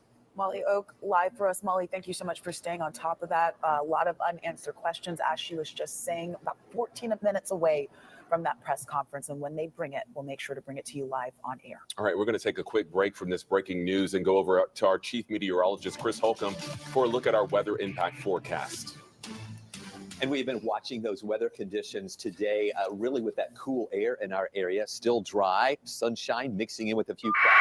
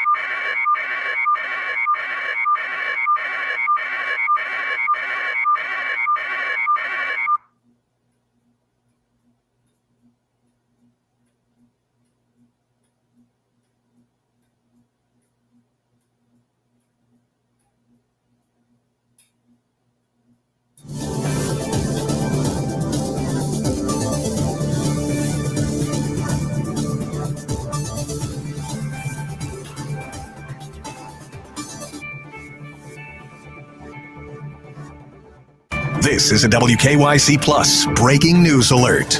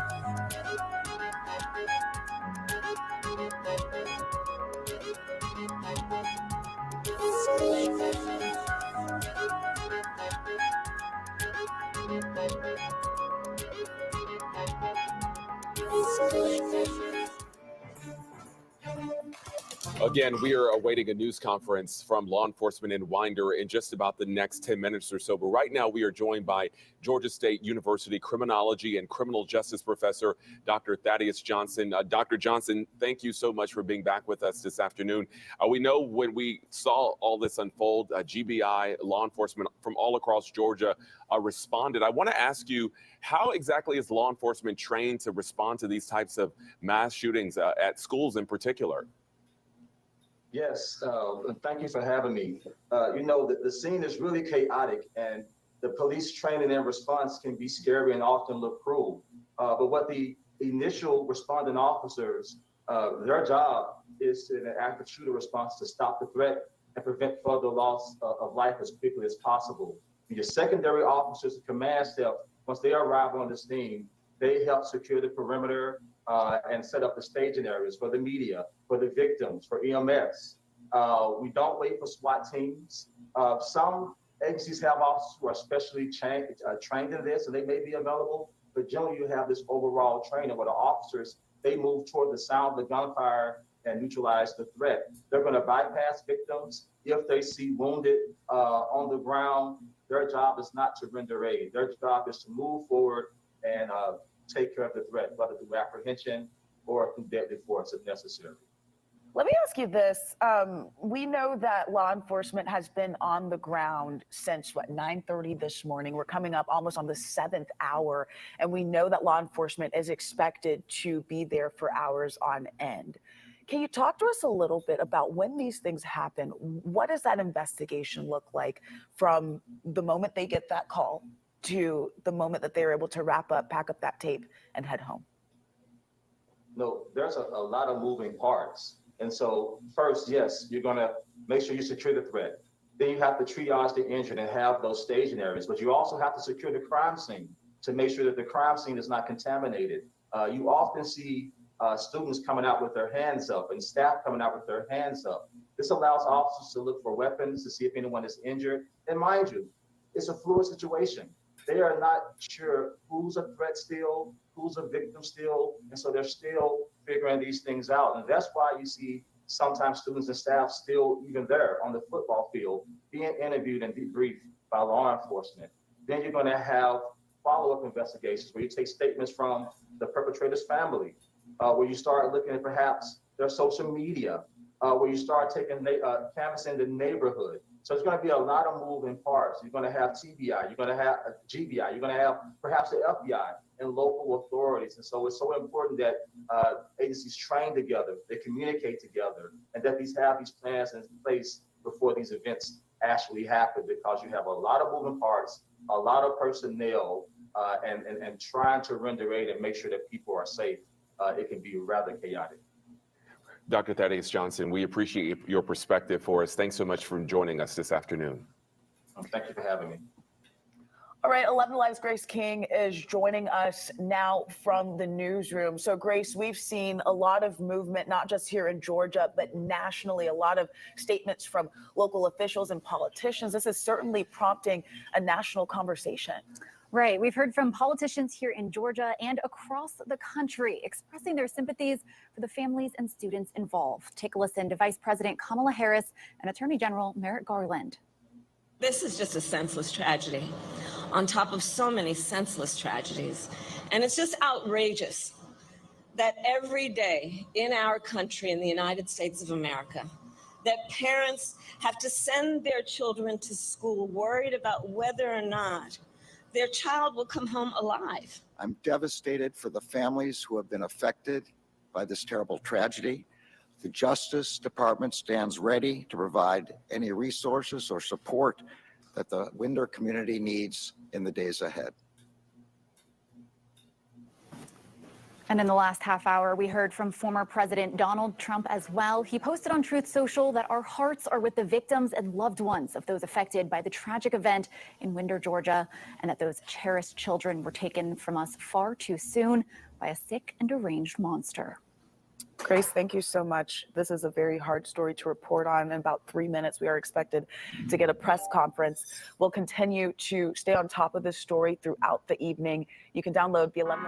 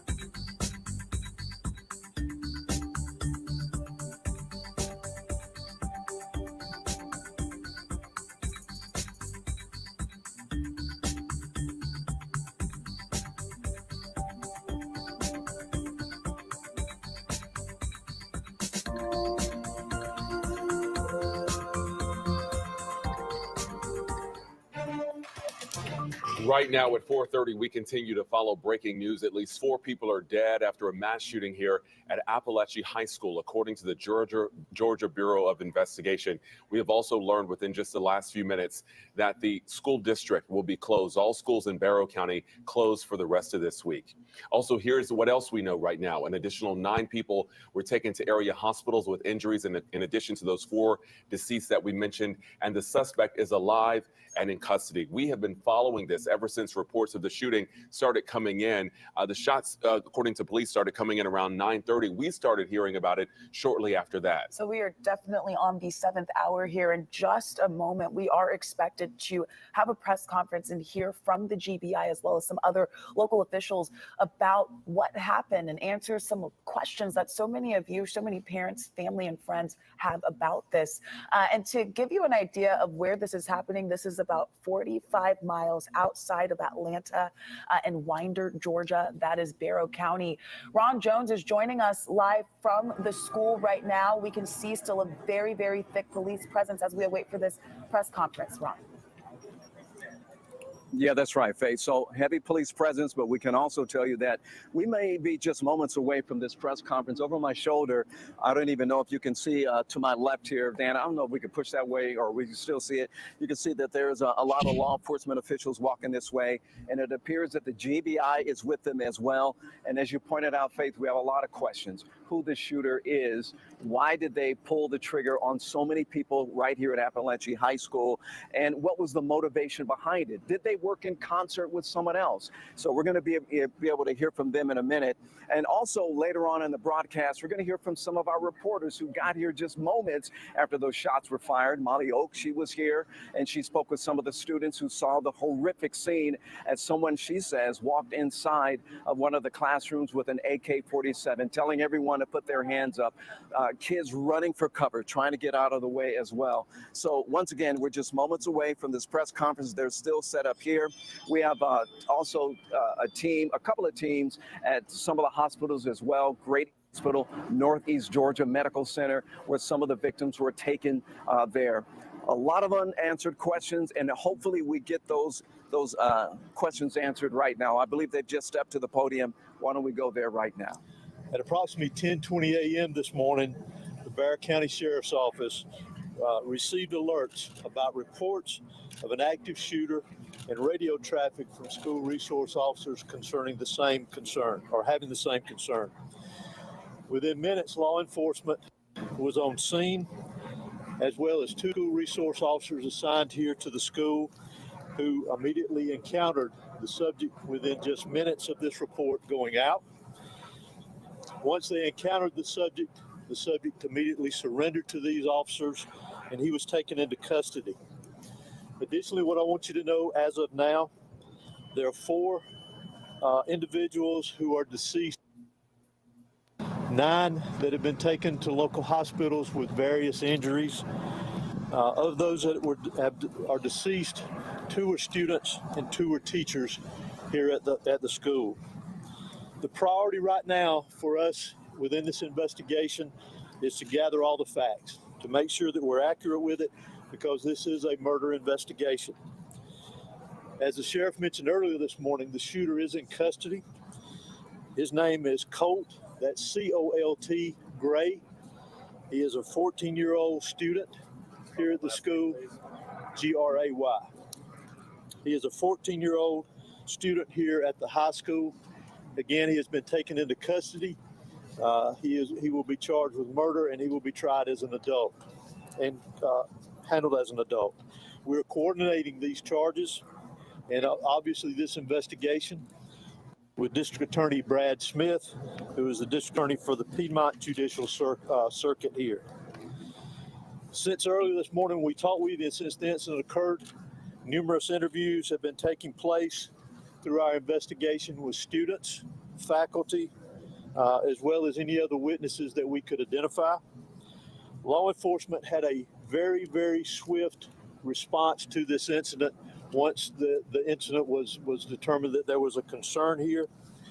Those resources, whether it was in that response or throughout this investigation to assist, came obviously from the sheriff's office here, from other local law enforcement agencies, state law enforcement agencies and the federal law enforcement agencies as well, to include, not to be left out, multiple EMS personnel, multiple fire personnel, and agencies. Those agencies responded here as well today, and I am extremely grateful, as I know the sheriff is, for that quick response and the partnerships of working here together with what all has gone on. Currently, from the investigative perspective, we have crime scene agents and other special agents from the GBI, from close to a dozen of our different work units from across the state that have responded here today to work on this investigation. Again, collecting evidence, conducting interviews, and so forth. I do want to pass this along, that if anyone has any information that wants to be passed on concerning this investigation, that they can do that anonymously at our tip line at 1-800-597-TIPS or 1-800-597-8477. They can also report this on by downloading the See Something, Send Something app. That can be done by Android or Apple phones, either one. If they need to report any tips concerning this investigation. Let me close out before I turn this over to the sheriff and let you just remind you that this is still a very active investigation. There is still a lot that is very, very fluid, conducted, that will continue on into the night, as well as crime scene work and collecting and gathering evidence. But what is more important for me to mention here to you is my heartfelt sympathy to the parents, the students that were here today. Regardless of where they were in the school, this has got a great impact on them as well as on this community. My thoughts and prayers, along with everybody standing behind me and every law enforcement agency in this state, and many I will tell you around this country, they are in our thoughts and prayers, and we will continue with that.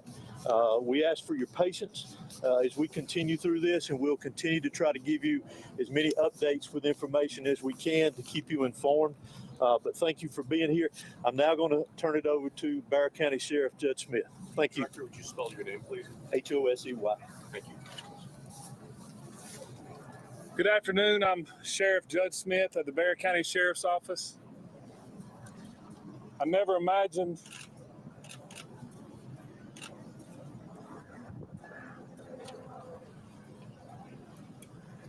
that I would be speaking to the media in my career over something that happened today, the pure evil that happened today. I cannot thank the people behind me for the support they give me today, to give this office and give this staff. This hits home for me. I was born and raised here. I went to school in this school system. My kids go to this school system. I'm proud of this school system. My heart hurts for these kids. My heart hurts for our community. But I want to make it very clear that hate will not prevail in this county. I want that to be very clear and known. Love will prevail over what happened today. I assure you of that. It is very early as to what happened. Governor Kemp reached out to me and has provided me every single resource that he has to make sure justice prevails. I don't know why it happened. I may not ever know. We may not ever know. But I ask that you and our community lift up our schools, lift up our public safety, and that, again, we do not let this hateful event prevail as to what happened today. I want to thank the surrounding agencies and counties and cities and state and federal authorities that have come and provided us, because they prevented a lot of more tragic events from happening. continue to lift up these families, continue to lift up our students and our kids, and know that love will prevail. At this time, I'm going to ask Dr. LaDuff, our school superintendent, to come and speak on behalf of the school.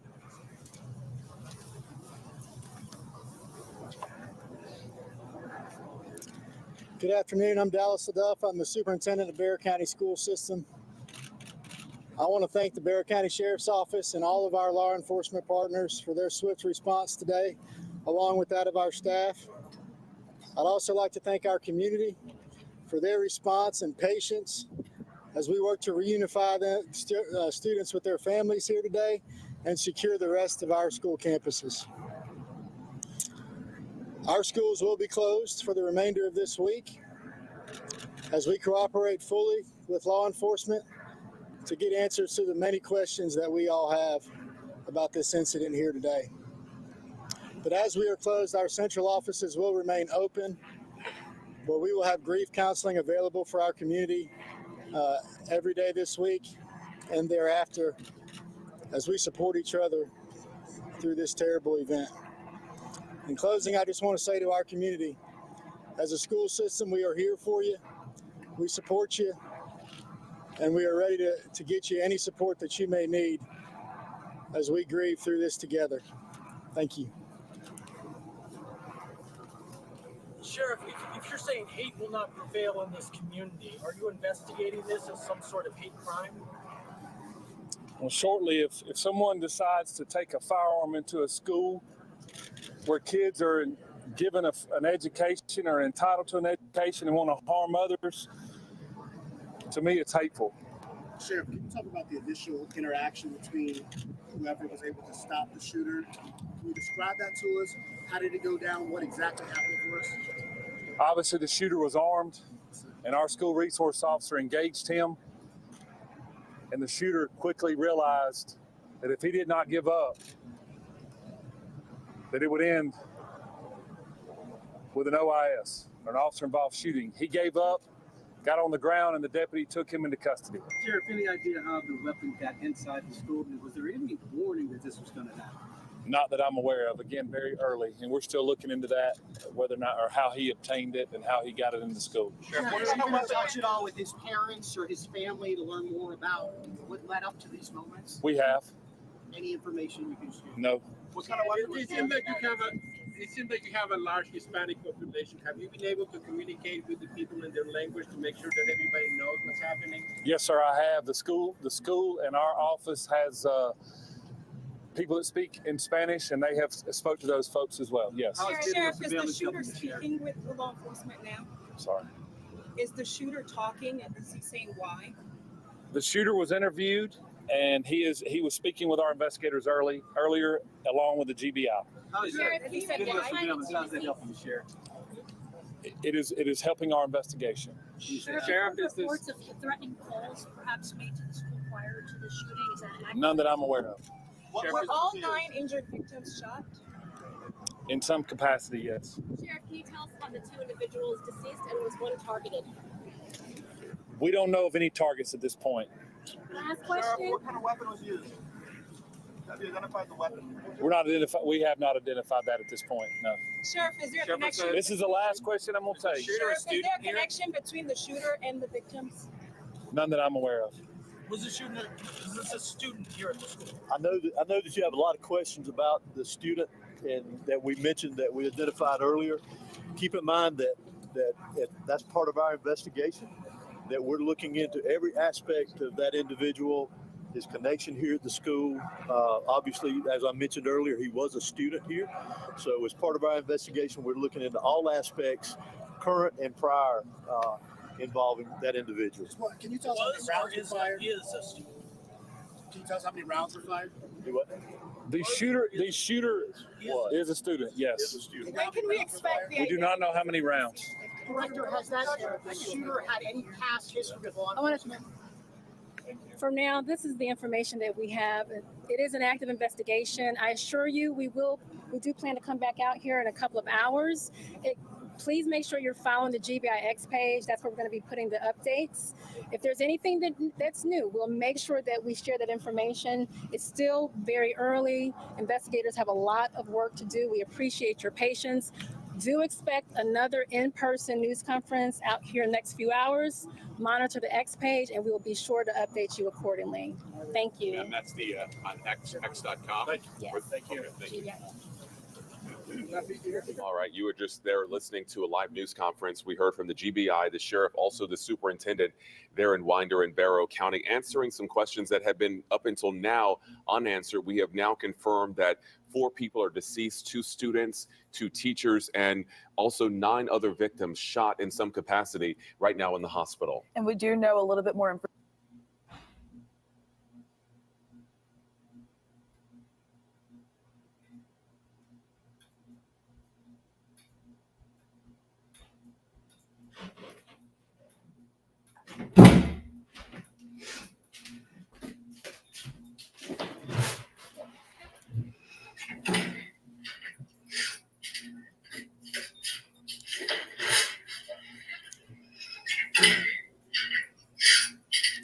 Did we lose the feed?